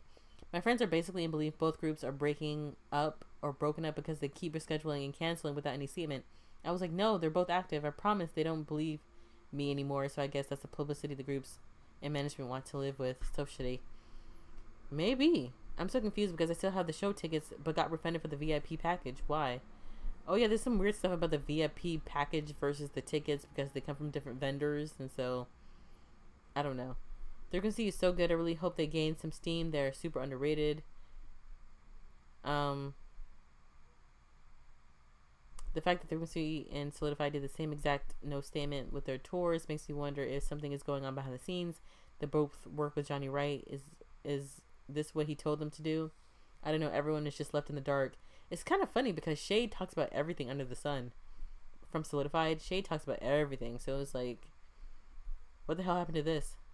I think it was due to low ticket sales. The truth would go a long way. I would wager that most of the fans are working class. Most people understand how bad the economy is doing. Taking a leap of faith, admitting the ticket sales aren't where they used to be, where they need to be. Trying a sale, and if nothing fails, and if that fails, being upfront and why they had to cancel would keep them in good graces with most people. But that's not what the industry wants to expect them to do, in my opinion. That's because industry people are very far removed from the audience. They don't understand the fans. They're living in a record executive la la land. I never liked Camila Cabello, but when I saw her perform to an empty stadium, oh my god, that was an embarrassment of the year. When I saw her perform to an empty, I can't even speak, to an empty stadium, it honestly made me think a lot more. It honestly made me think a little more of her because of her commitment to the fans that bought tickets. The press tried to humiliate her, but it didn't work with me, at least. I didn't know about that bit about Camila. I don't like her, but mad respect for that. Oh.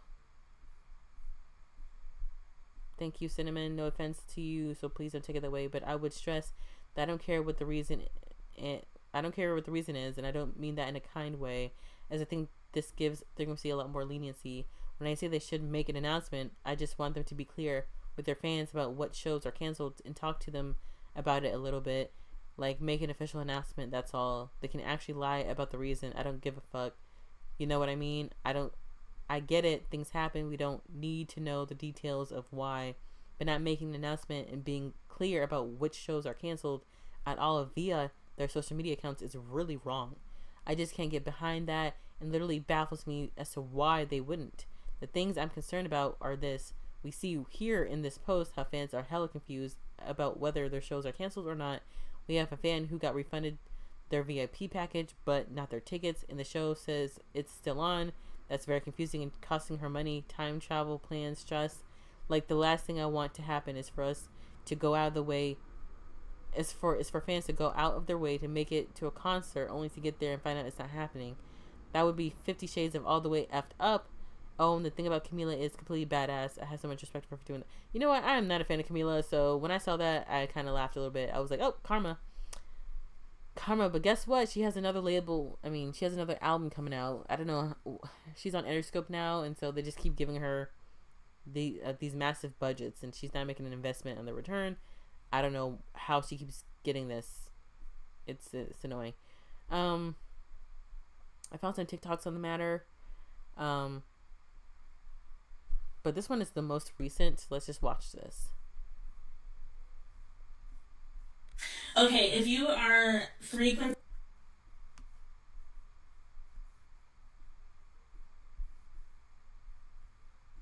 Sorry, y'all. I'm trying to mute myself, but I can't. This is so annoying. I can't mute myself. Y'all pray for me. Pray for me that I get enough money to buy a stream board, so I could just press a button and I wouldn't have to deal with all this.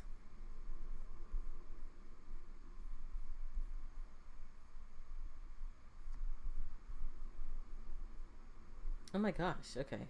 Finally. Frequency's team or a fan of Frequency, can you help me understand? I think I understand, but can you help me understand what's going on?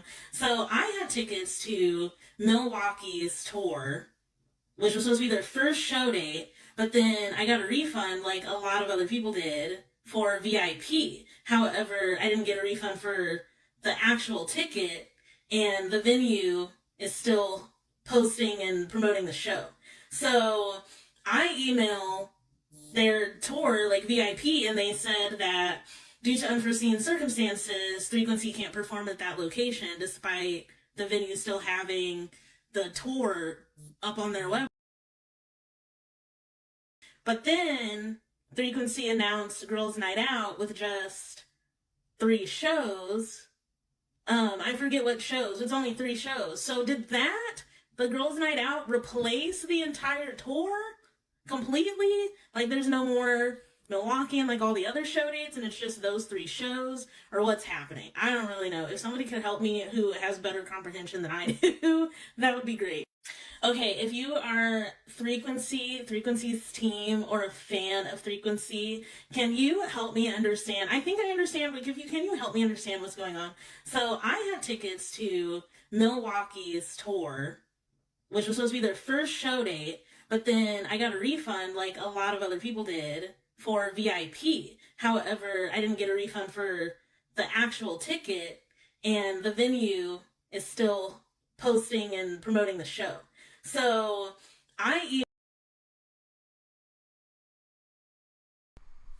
Okay, sorry y'all, that was weird. I think something was weird.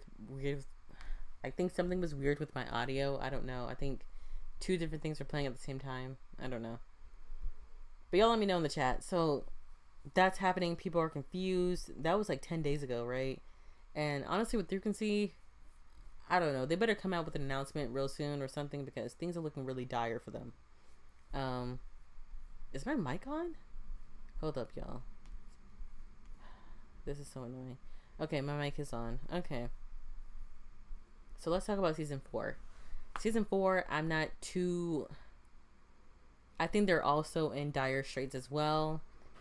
Let me show you something real quick. Let me show you a comparison of their first music video versus their last music video. Well, this isn't technically their first music video, but this is the first music video for the single. Fuck it, you know what I mean. This is like one of their first music videos. Look at the difference between one of their first music videos versus their last one, their latest one. Okay.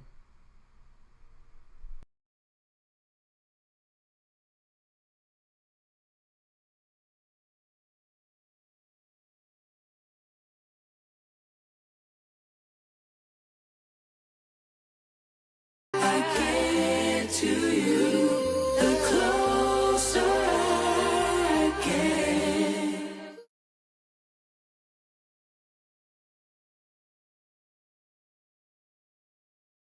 The wall, cause we came to boogie and turn the flow up. Nobody here gon' hold up the wall, cause we came to boogie and turn the flow up. Nobody here gon' hold up the wall, cause we came to boogie and turn the flow up. Nobody here gon' hold up the wall, cause we came to boogie and turn the flow up.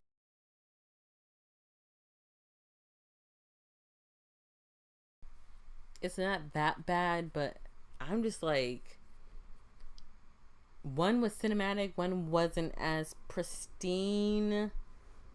And I don't know. I'm just like, I don't know. I worry about them. And I don't know what it is, but like, season 4 has like dedicated fan accounts, but it just feels like there's like the traction is dying down. And I would hate to think that they would disband soon, but they still haven't been signed. Like, I thought that they would eventually get signed to like an independent label or something, but to my understanding, they're still independent and they just have Cardi B's management. And their tour didn't do too good if they had a buy one get one free sale happening. So it's like, well, what's going on? Because it's kind of frustrating. I don't want them to disband. But I wanted to show a clip of their time at the Essence Festival.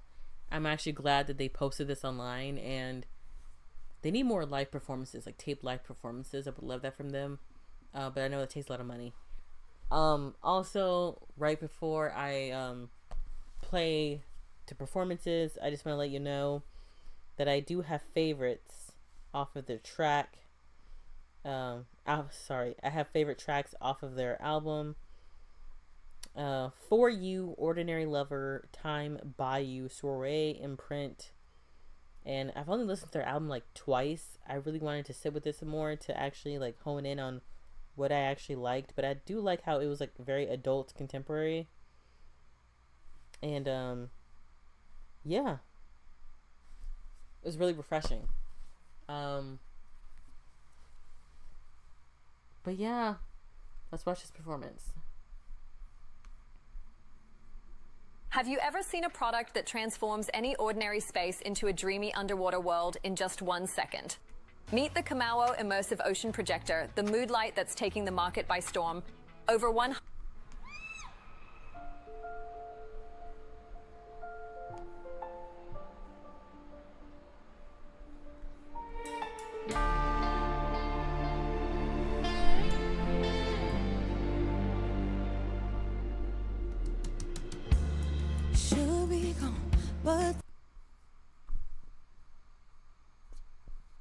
I'm sorry, y'all. I'm trying to mute myself and I can't reach the button. Okay.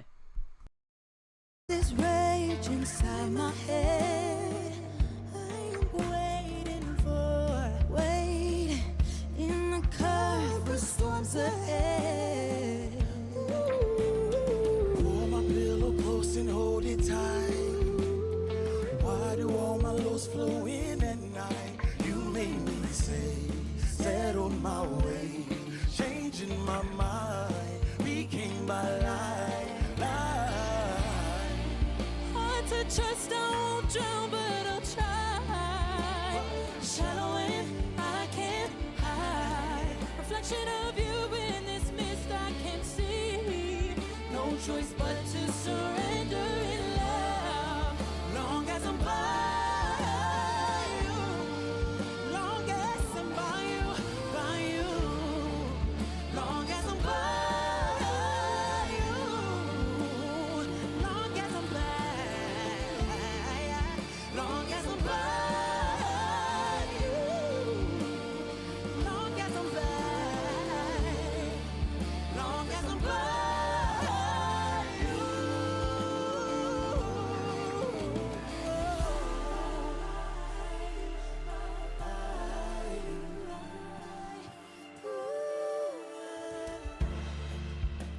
There is no guarantee here, but I'll go anyway.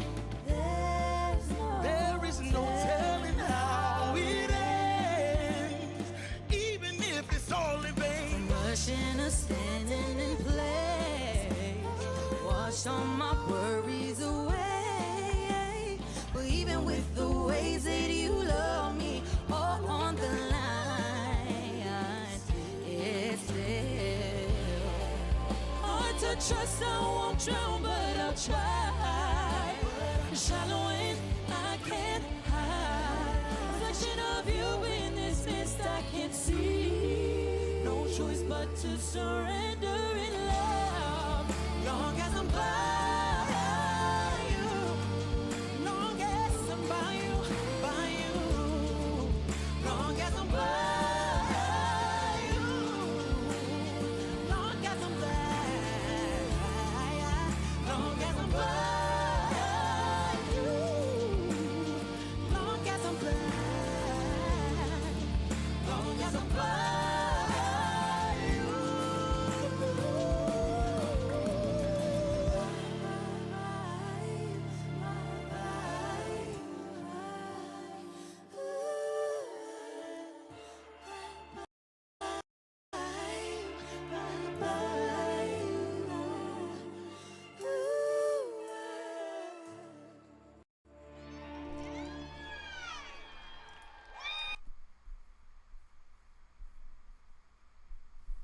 Okay, so I'm not gonna play their entire set, but when I heard that, I'm like, yep, that's a favorite.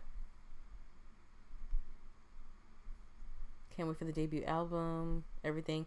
Did anyone know that the album was coming out yesterday? Because I feel like it was like a surprise announcement in the middle of the week. And it kind of came out of nowhere. I'm like, what? But I'm not mad at it, but it's just like, I really wish there was more build up. Oh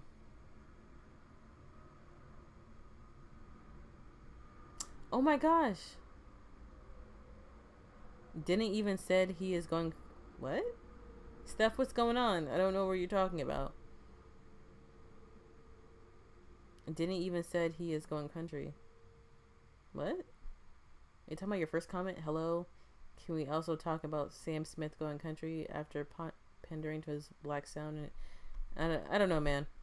If you want, I can look up like an interview or something where he talks about his newest album, see where his head is at. Because I'm speeding through this. I didn't realize I'm gonna get to this part so quickly. But oops, maybe I spoke too soon. So real quick, I really want to talk about Miss You, the most mysterious girl group I've ever come across. I first came across them by a fan account, but it's not this exact fan account, but literally there's this fan account that I saw on Instagram that lists out all of these girl groups and had Miss You in it as well. Oh crap, that's the wrong one. Sorry.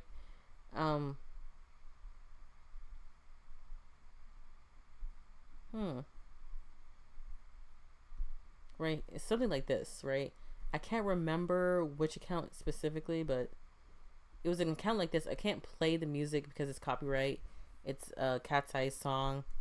So we have Sweet Love, we have Nona, we have Siren Society, we have Cat's Eye, we have Horizon, we have Boys World, we have Say Now, we have, I forgot their name, EXO, Really, Flow, Cat's Eye, and Melodays, Boys World again, Siren, Miss You, right? And so I was just like, oh my gosh, this is so crazy. Most of these groups I already know about, but who's Miss You, right? So then I actually go and they tag them. Crap, yeah, they had them tagged. So I went to their profile, and I swear all I saw were like girls dancing, and I'm like, do they ever sing? Is this even a girl group? At first I thought it was literally like a collective of influencers who happen to dance. But then I saw this. Well, not this post specifically, but I remember seeing her face and thinking, she looks very familiar. And it turns out that she is Hallie from Relay. And I was like, I knew she looked familiar, but of course they never spoke or sang or talked. So I was like, maybe I'm just misremembering her or something, because I don't want to like see things I'm not really seeing. You know what I mean? Like maybe I'm not seeing things correctly. That's what I was thinking. But I ended up being right. I'm like, this is the same girl. But to be fair, they all kind of have a similar look. And they all can dance. Like, they are not coming to play. Hold on one second, y'all.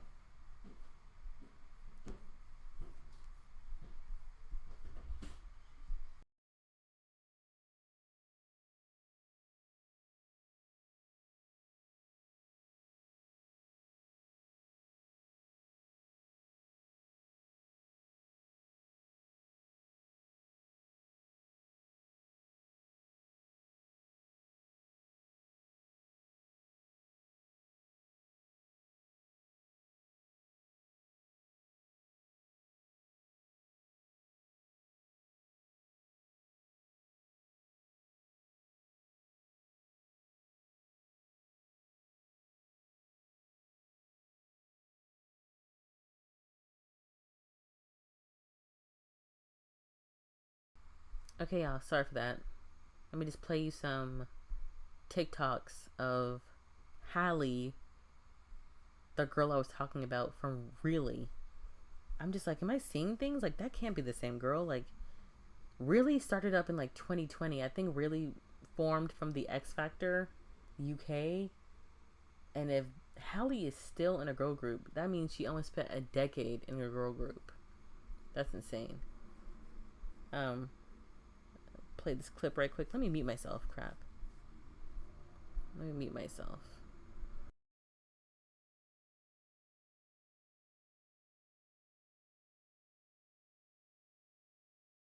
If it's real, how do I know if it's okay to feel all of this crazy?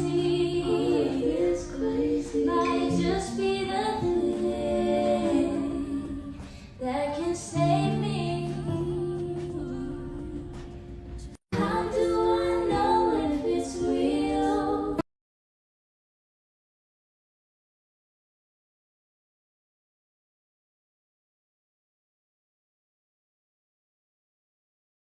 We're Generation Don't Save Ourselves. Basically, it's just about like our generation and like how fucked up it is really, and like all the stupid stuff that we do, and like, you know, we get ourselves into these shit situations, and like we also just don't want to be saved. Like we're just hopeless, we're just out here doing stupid shit.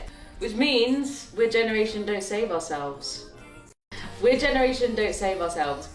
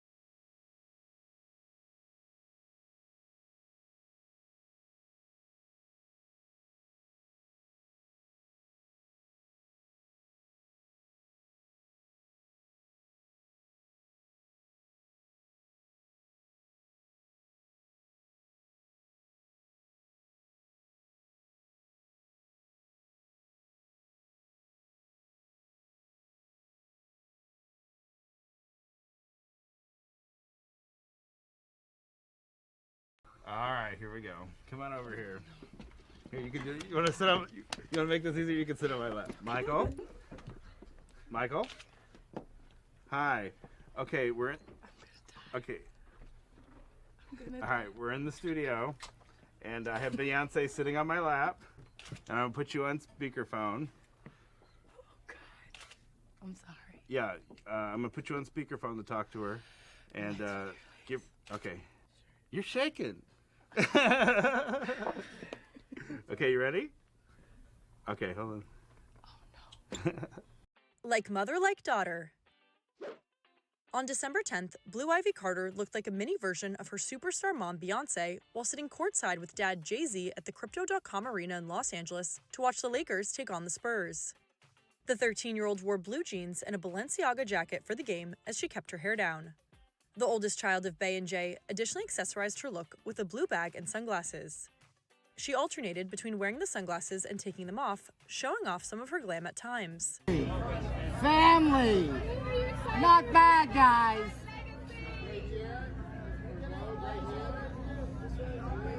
What's it like to be the first family of New York? All right, here we go. Come on over here.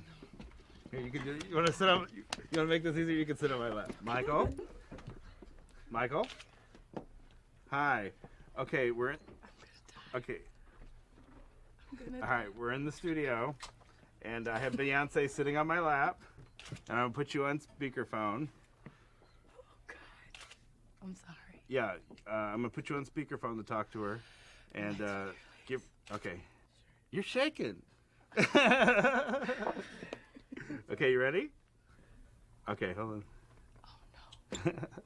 Like mother, like daughter.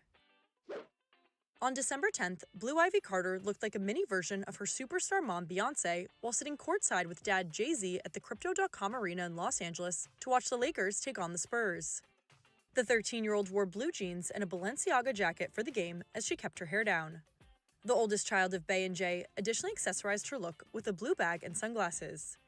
She alternated between wearing the sunglasses and taking them off, showing off some of her glam at times. Family! Not bad, guys.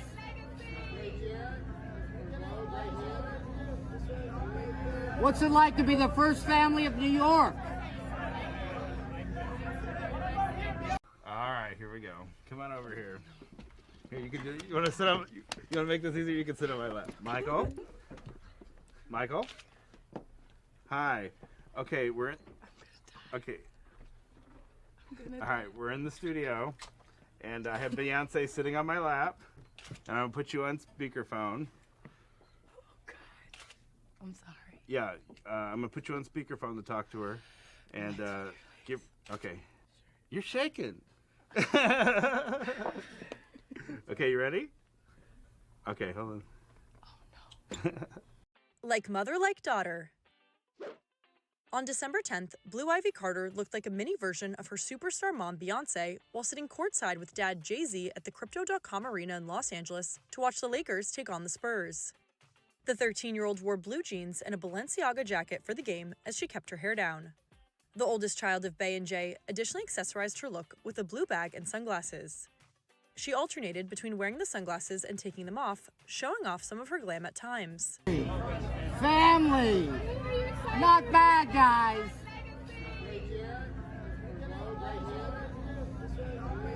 What's it like to be the first family of New York? All right, here we go. Come on over here. Here, you can do. You want to sit on? You want to make this easier? You can sit on my lap. Michael.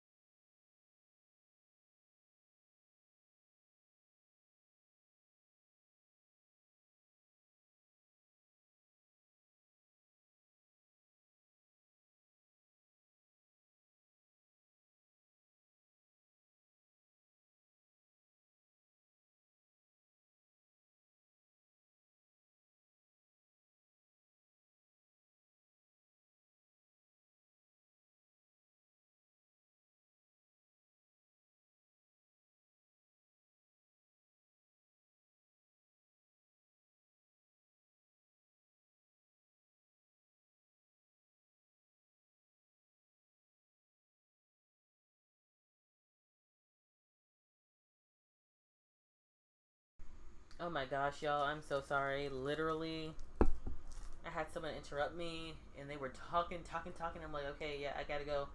They were talking. I'm like, Jesus Christ. Sorry about that, y'all. I'm gonna eat some crackers a little bit. Ignore the sound.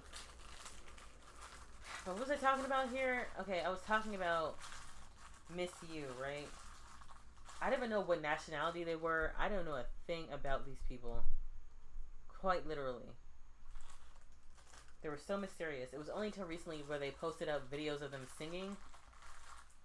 Where then I'm like, okay, they're an official girl group. Because up until then, I thought there were like a bunch of influencers. I thought they were Brazilian at one point. Like, let me show y'all. I thought they were Brazilian.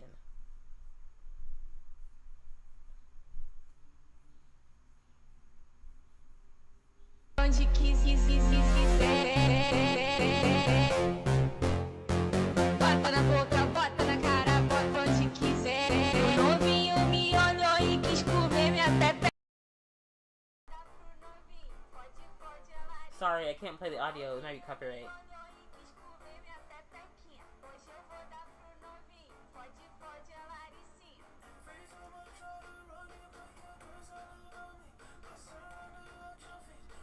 Hey, yeah, they're always dancing to like Brazilian music, so I'm like, maybe they're Brazilian. Let me show you another video.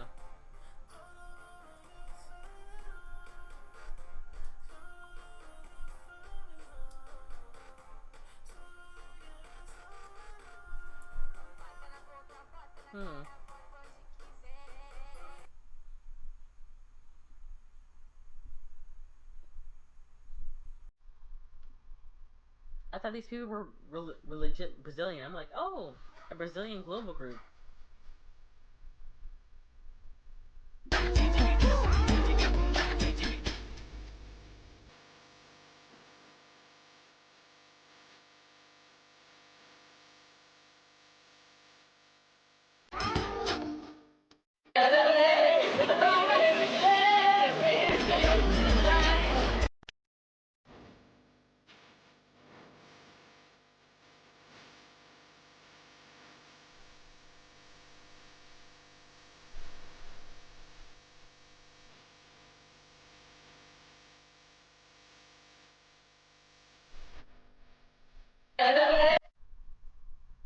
Okay. What are you talking about? It irks me they didn't fully commit bending on that part. Oh, shoot. I can't tell bad dancing. I can't tell. Oh, but something that really stood out to me is that they had this whole garage campaign come out. And I was just like, wait, who's funding these people? Because again, I thought that they were literally small-time girl group. But when they nabbed this campaign, I was like, okay, there's something else going on here.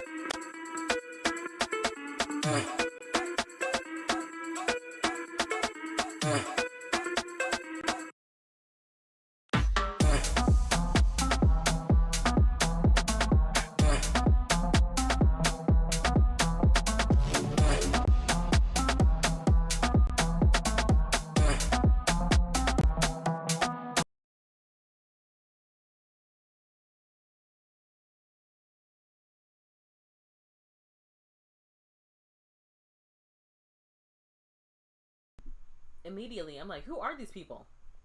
Because I thought they were small time, but apparently they're able to nab a garage campaign.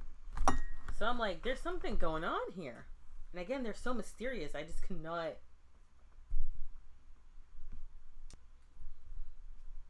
And I even tried to look up their campaign. It's like there's limited photos and everything. That's part of their brand, which I'm really into right now.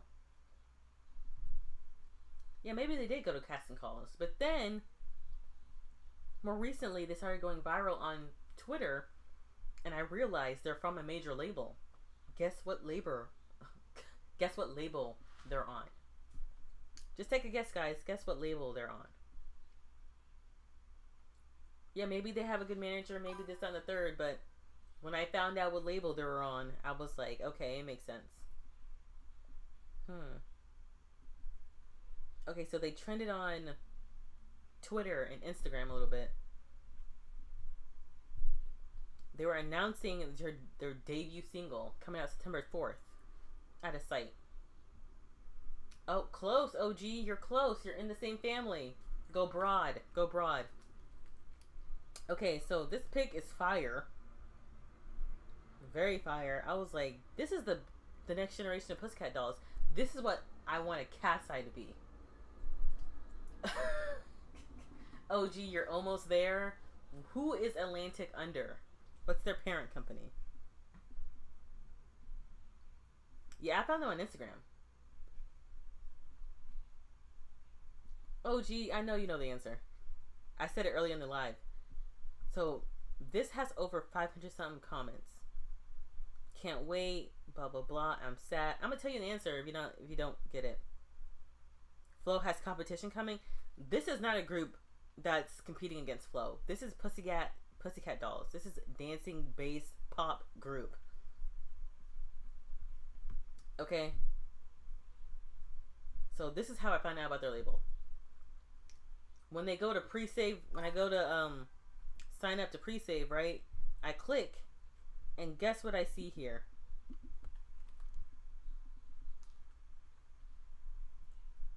Guess what I see, y'all? Warner Music Group. I say pourquoi? Warner Music. Yes. Thanks. Yeah, OG. It's Warner. Warner owns Atlantic. I go, since when are they signed to Warner Music Group? And I only found this out when I was about to sign up to pre-save the single. Come to find out that Girl Group Hive on... yeah, you got it right after what? How many attempts? Come to find out Girl Group Hive had a whole post about them being under Warner Music UK. And I'm like, oh, this could be either a really, really good thing or a really, really bad thing. But, hey, they're under a major label. So that's the second group we've talked about today under Warner Music. And their song sounds really, really good. Okay. So, if we have enough time, we'll talk about Jay Stevens and Horizon. But I really wanted to talk about the Womack sisters, right? Their album is self-titled. OG, what are you saying?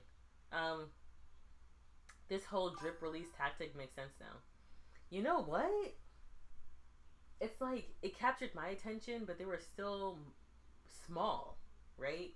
Like, their biggest traction to date was this latest announcement of them debuting in September. That's their biggest buzz they've ever had that I can recall. But yeah, I do like them being very mysterious. I don't even know what they sound like besides Hallie. I think there's a delay, Emily, because I was guessing in time. Yeah, there is a delay. There's a 15-second delay. So I'm in the future and you're in the past. If that makes sense. But anyway, so the Womack sisters, right? Maybe I should move the chat. Yeah, let me move the chat. Okay.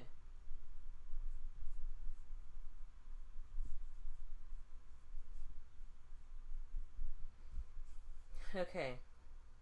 They got it. Oh, the readers gave it an 8, and Pitchfork, the staff, gave it 7.6. Okay, interesting. For BG, Zaimani, and Kucha Womack, the expectations that accompany their last name are impossible to escape. As descendants of one of soul music's most celebrated family, they're used to fielding questions about their lineage. Yeah, there's a lot of drama in their family. I don't really know too much about it, but there's a few TikToks I might bring up. As a family, we try to stay together because that energy, that deep history. Wait, can y'all hear me? My mic is turned around. Okay. That deep history that we have between us is what keeps us sane in the face of all the things we've gone through, Zaymani has said. That's the reason we call ourselves the Womack Sisters to begin with, to honor our uncles and our dad. On their self-titled debut album, the Womack Sisters inhabit family history instead of outrunning it, a conversation between generations. The record blends Southern soul, gospel, classic R&B into a fluid mix steeped in 60s, think stacks and high records, the ethos of Muscle Shoals glimmering through the sheen of Los Angeles sun. It's an efficient set, 11 tracks of brassy arrangement, sharp songwriting in 38 minutes, delivered without fluff or obvious digital manipulation. It takes me back to the type of soul my elders played during my childhood. Mavis Staples on a humid summer evening. Okay. Produced by Daptone Records, Gabe Ruth, the album benefits from the pronounced grit of its tape-saturated mixdown and close harmonized vocals, and their no bullshit type of storytelling adds to the intrigue on Don't Mean Much to Me. Ooh, I love their harmonies on that song. I don't want to read everything. The album never wallows, though. The sisters sound more interested in hushed endurance than cathartic breakthroughs. And perhaps that's the record's central achievement. It doesn't pretend that day-to-day existence is either always beautiful or irredeemably difficult. Instead, the sisters suggest that both extremes go together. You can wonder where the next check is coming from and still laugh through the night with your friends. You can be exhausted and grateful, afraid and hopeful at the same time. The arrangements recall the Civil Rights era soundtrack that my family had in constant rotation, but with modernized lyrics and themes.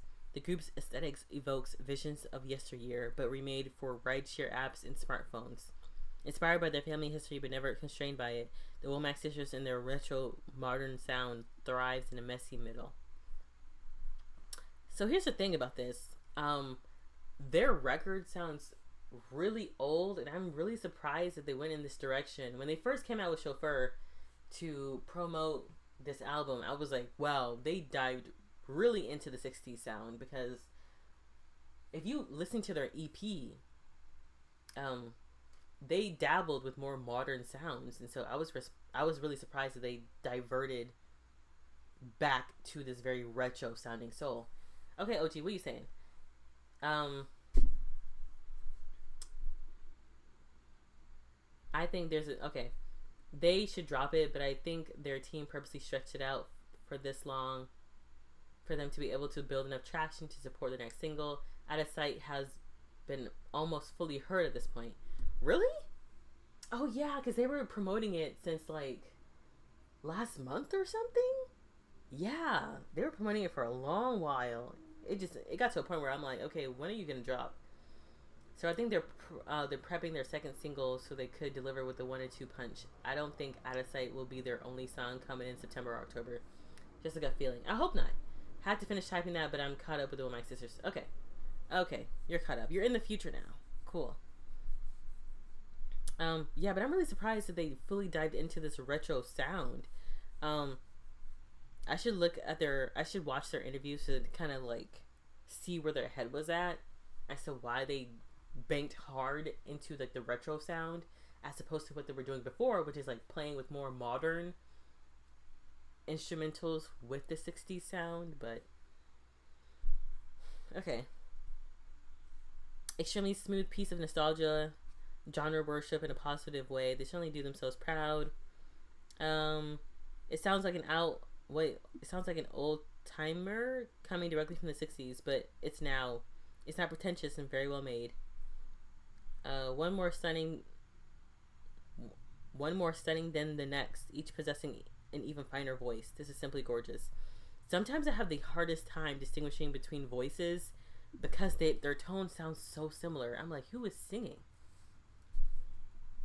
I'm so confused. Okay, I don't want to read another album review. Let me just say that their album is very smooth. My favorite track off the album is Chauffeur. It has a lot of grit, a lot of punch, and when I'm at work and I'm doing a bullshit 8-hour shift, that is the song I keep playing to help me motivate myself, but also it's just a song that I really love to hear. Let me pull up my favorites. Actually, I saved it all. My second all-time favorite, and actually it could rival Chauffeur, It's their last song on the track, Me and My Sisters. It will always be my sisters and me. My sisters and me. My Sisters and Me. That's a close second. I Am Your Season. Didn't mean much to me. And If You Want Me. So damn near half the album. 1, 2, wait, I have a lot more, but oh wait, whoa, 1, 2, 3. I don't. It's 4 songs. 4 out of the 11 songs I don't really mess with. So 7 out of 11 I actually really like. So you guys, please check it out. I think they debuted in the top 20 of iTunes when they first released the album. So really good on them. For whatever reason, this is their first album in over a decade that they've been active. Like, it's insane. They went through a lot of industry bullshit. Maybe they had a lot of moments like the Beyonce clip where people were like, sit on my lap, you know, but they were like, no, you insane. But I don't know. So let's look at some drama. Actually, no, I was able to find like one review that was entertaining enough to add to the live, so we're just gonna watch one review and then we're gonna get to the drama.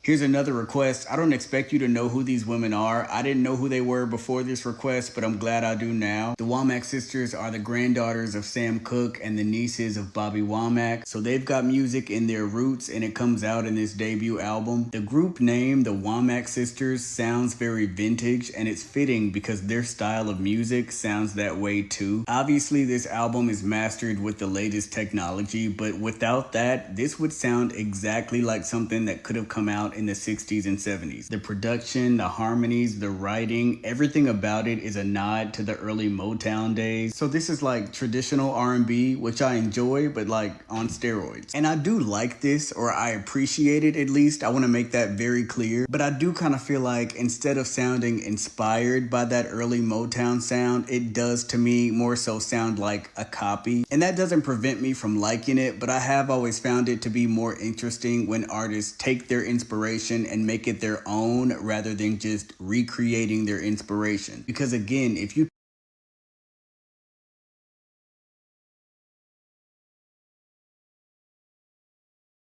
I have the same notes, have the same exact notes. Took away the updated mixing and mastering, these songs would fit right in with material by the Supremes or the Marvinettes or Gladys and the Pips. There's just nothing original about it in my opinion. They kind of sound like a cover band, but again, not in a bad way. Everything about it is very nostalgic, especially the vocals, the harmonies specifically. You can tell they really studied the people they're inspired by in the way they can so accurately execute that sound. And that's another thing, this doesn't come off as a gimmick to me. Like, I can tell they're really about that life. This sound seems to be very authentic to them. And it's funny because I listened to this as well and it has more of a modern production, but their vocals still had that same early Motown vibe. And so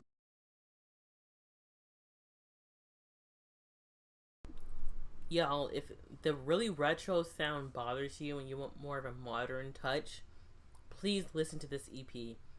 I wore this EP out in 2024. I could not put it down. Well, it was on my phone. I was playing this religiously in 2024. So please check it out.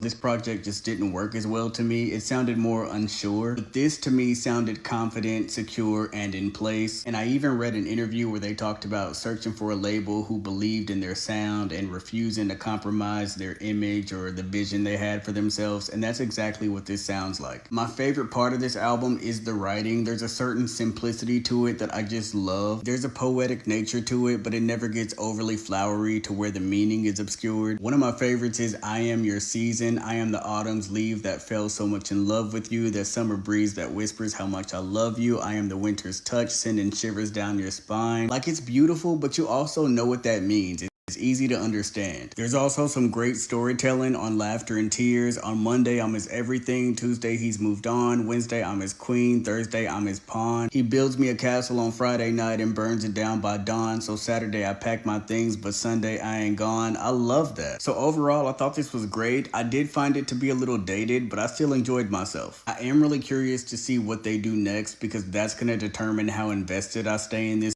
group. If they come out with another project and it's more of the same as this, I'm gonna be a lot less interested. But if they can expand on this sound in a more original and personal way, then they'll definitely have my attention. Standouts on this to me are Chauffeur, Laughter and Tears, You Went Away Too Long, Didn't Mean Much to Me, I Am Your Season. All Around would be a standout. I like the song, but the mix is awful. And then My Sisters and Me is very nice. Beat for beat, we were pretty much beat for beat. Okay, but I don't think anyone really paid attention. I think they have more of an older audience too, and they're not going to be on TikTok talking to you about how great this album is, right? So let's get into the mess. Okay, so let me click on this. Oh, can't select it. Okay.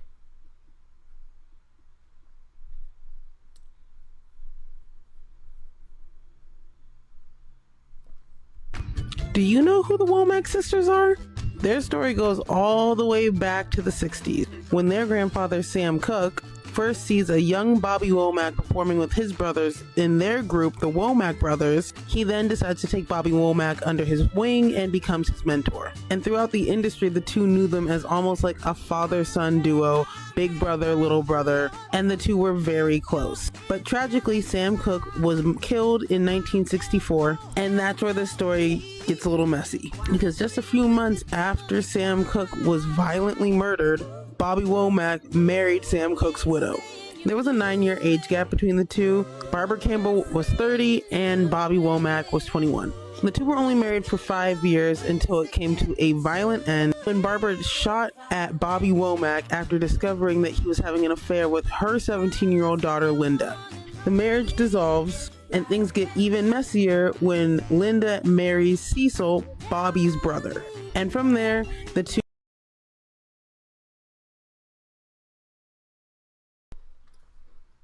Oh my god. Oh my god, so Sam Cooke's daughter, Linda, got with her stepdad's brother after hooking up with him. Actually, I don't know what age Linda was. I don't know if she was like a child when this was going down or under the age of 18. I hope not.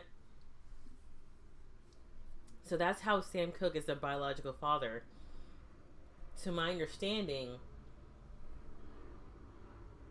that's how the Womack sisters are related to Sam Cooke. It's because their mom was the daughter of Sam Cooke, and after she linked up with Bobby Womack, she married his brother.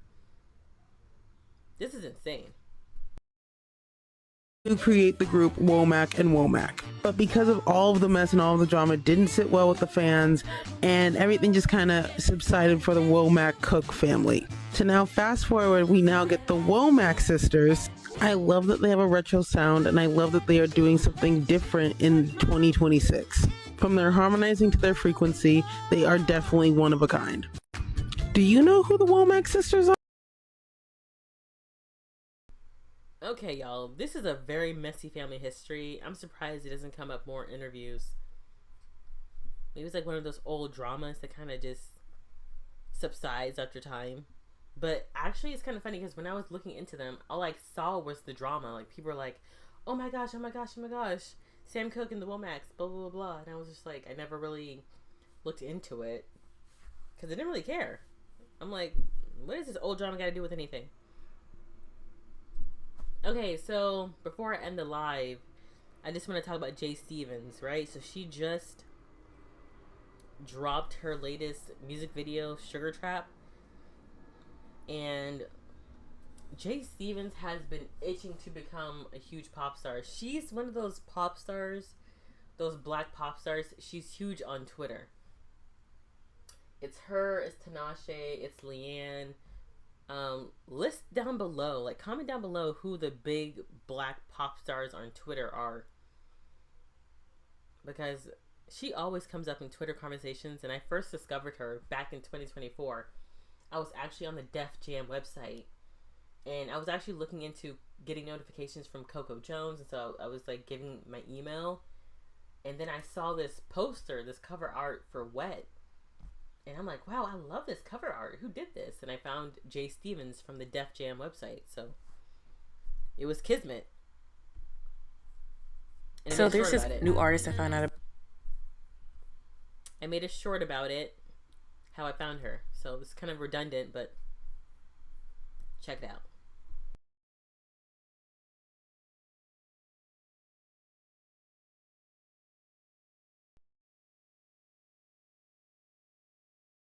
So there's this new artist I found out about. Her name is Jay Stevens. And I found her while I was randomly on the Def Jam website. And I saw her cover art for Wet. And so I decided to check it out because I thought the cover art was real cute.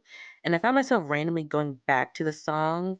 And, it's the kind of summer song you'd have to listen to when you're in the car, if that makes sense. I liked the song enough, Wet. I liked it enough that I figured I looked more into Jay's catalog, and I found a live performance of another song that she had called Please Don't Talk to Me. And y'all, this song is so infectious and filled with so much personality. Like, I can't get it out of my head. Like, I love this song. Like, randomly, it'll just pop up in my head. Please don't talk to me. Like, I kind of view this track as a song of affirmations. Like, I really love the lyrics, and I definitely think about it when I'm manifesting my partner. So far, I've been pleasantly surprised by the smaller artists that have been putting out music this year as opposed to the bigger ones. I don't know why, but the smaller artists are really delivering.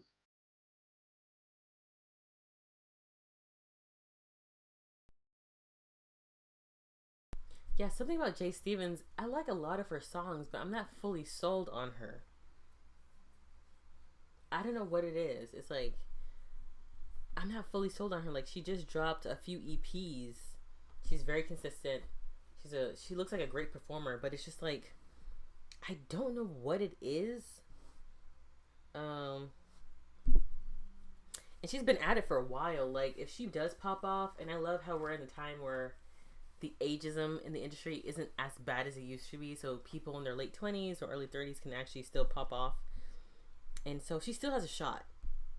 So here's a performance of hers. I find her intriguing, but I'm not fully sold. Hold on 1 second, y'all. I thought somehow, off until the sun we'd be riding, but there was way too much he was hiding. And now you call me up, perfect timing. I've been good past every test. All my DMs left him on red. Cooking, cleaning, a freaking bed. And this is what I get. I already decided that I'm cutting him off. He don't even know I got somebody lined up. Should feel bad, but I don't. Cause I know he won't be my boyfriend forever. Why don't we catch up? You said I deserve someone better. Could you be that one? I've been trying to cut those ties. You could be the reason why he won't be my boyfriend. He won't be my boyfriend.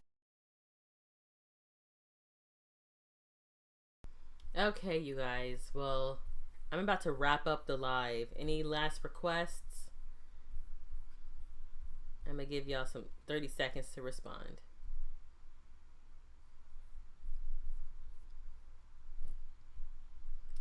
"30 seconds, you guys. Any last requests?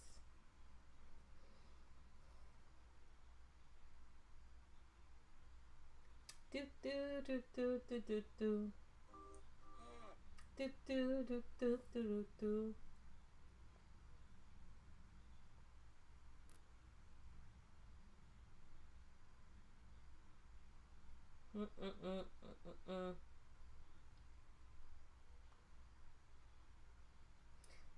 La la la la la la la la la la la. Actually, whoa.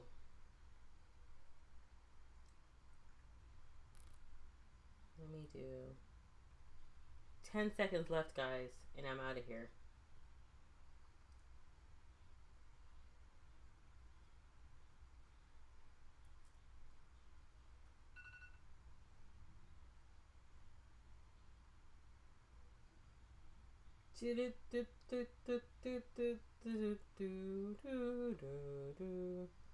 Okay, you guys. Thank you so much for being here. It's always a pleasure. I'm still stepping up my game. My live stream game. So thank you for being patient.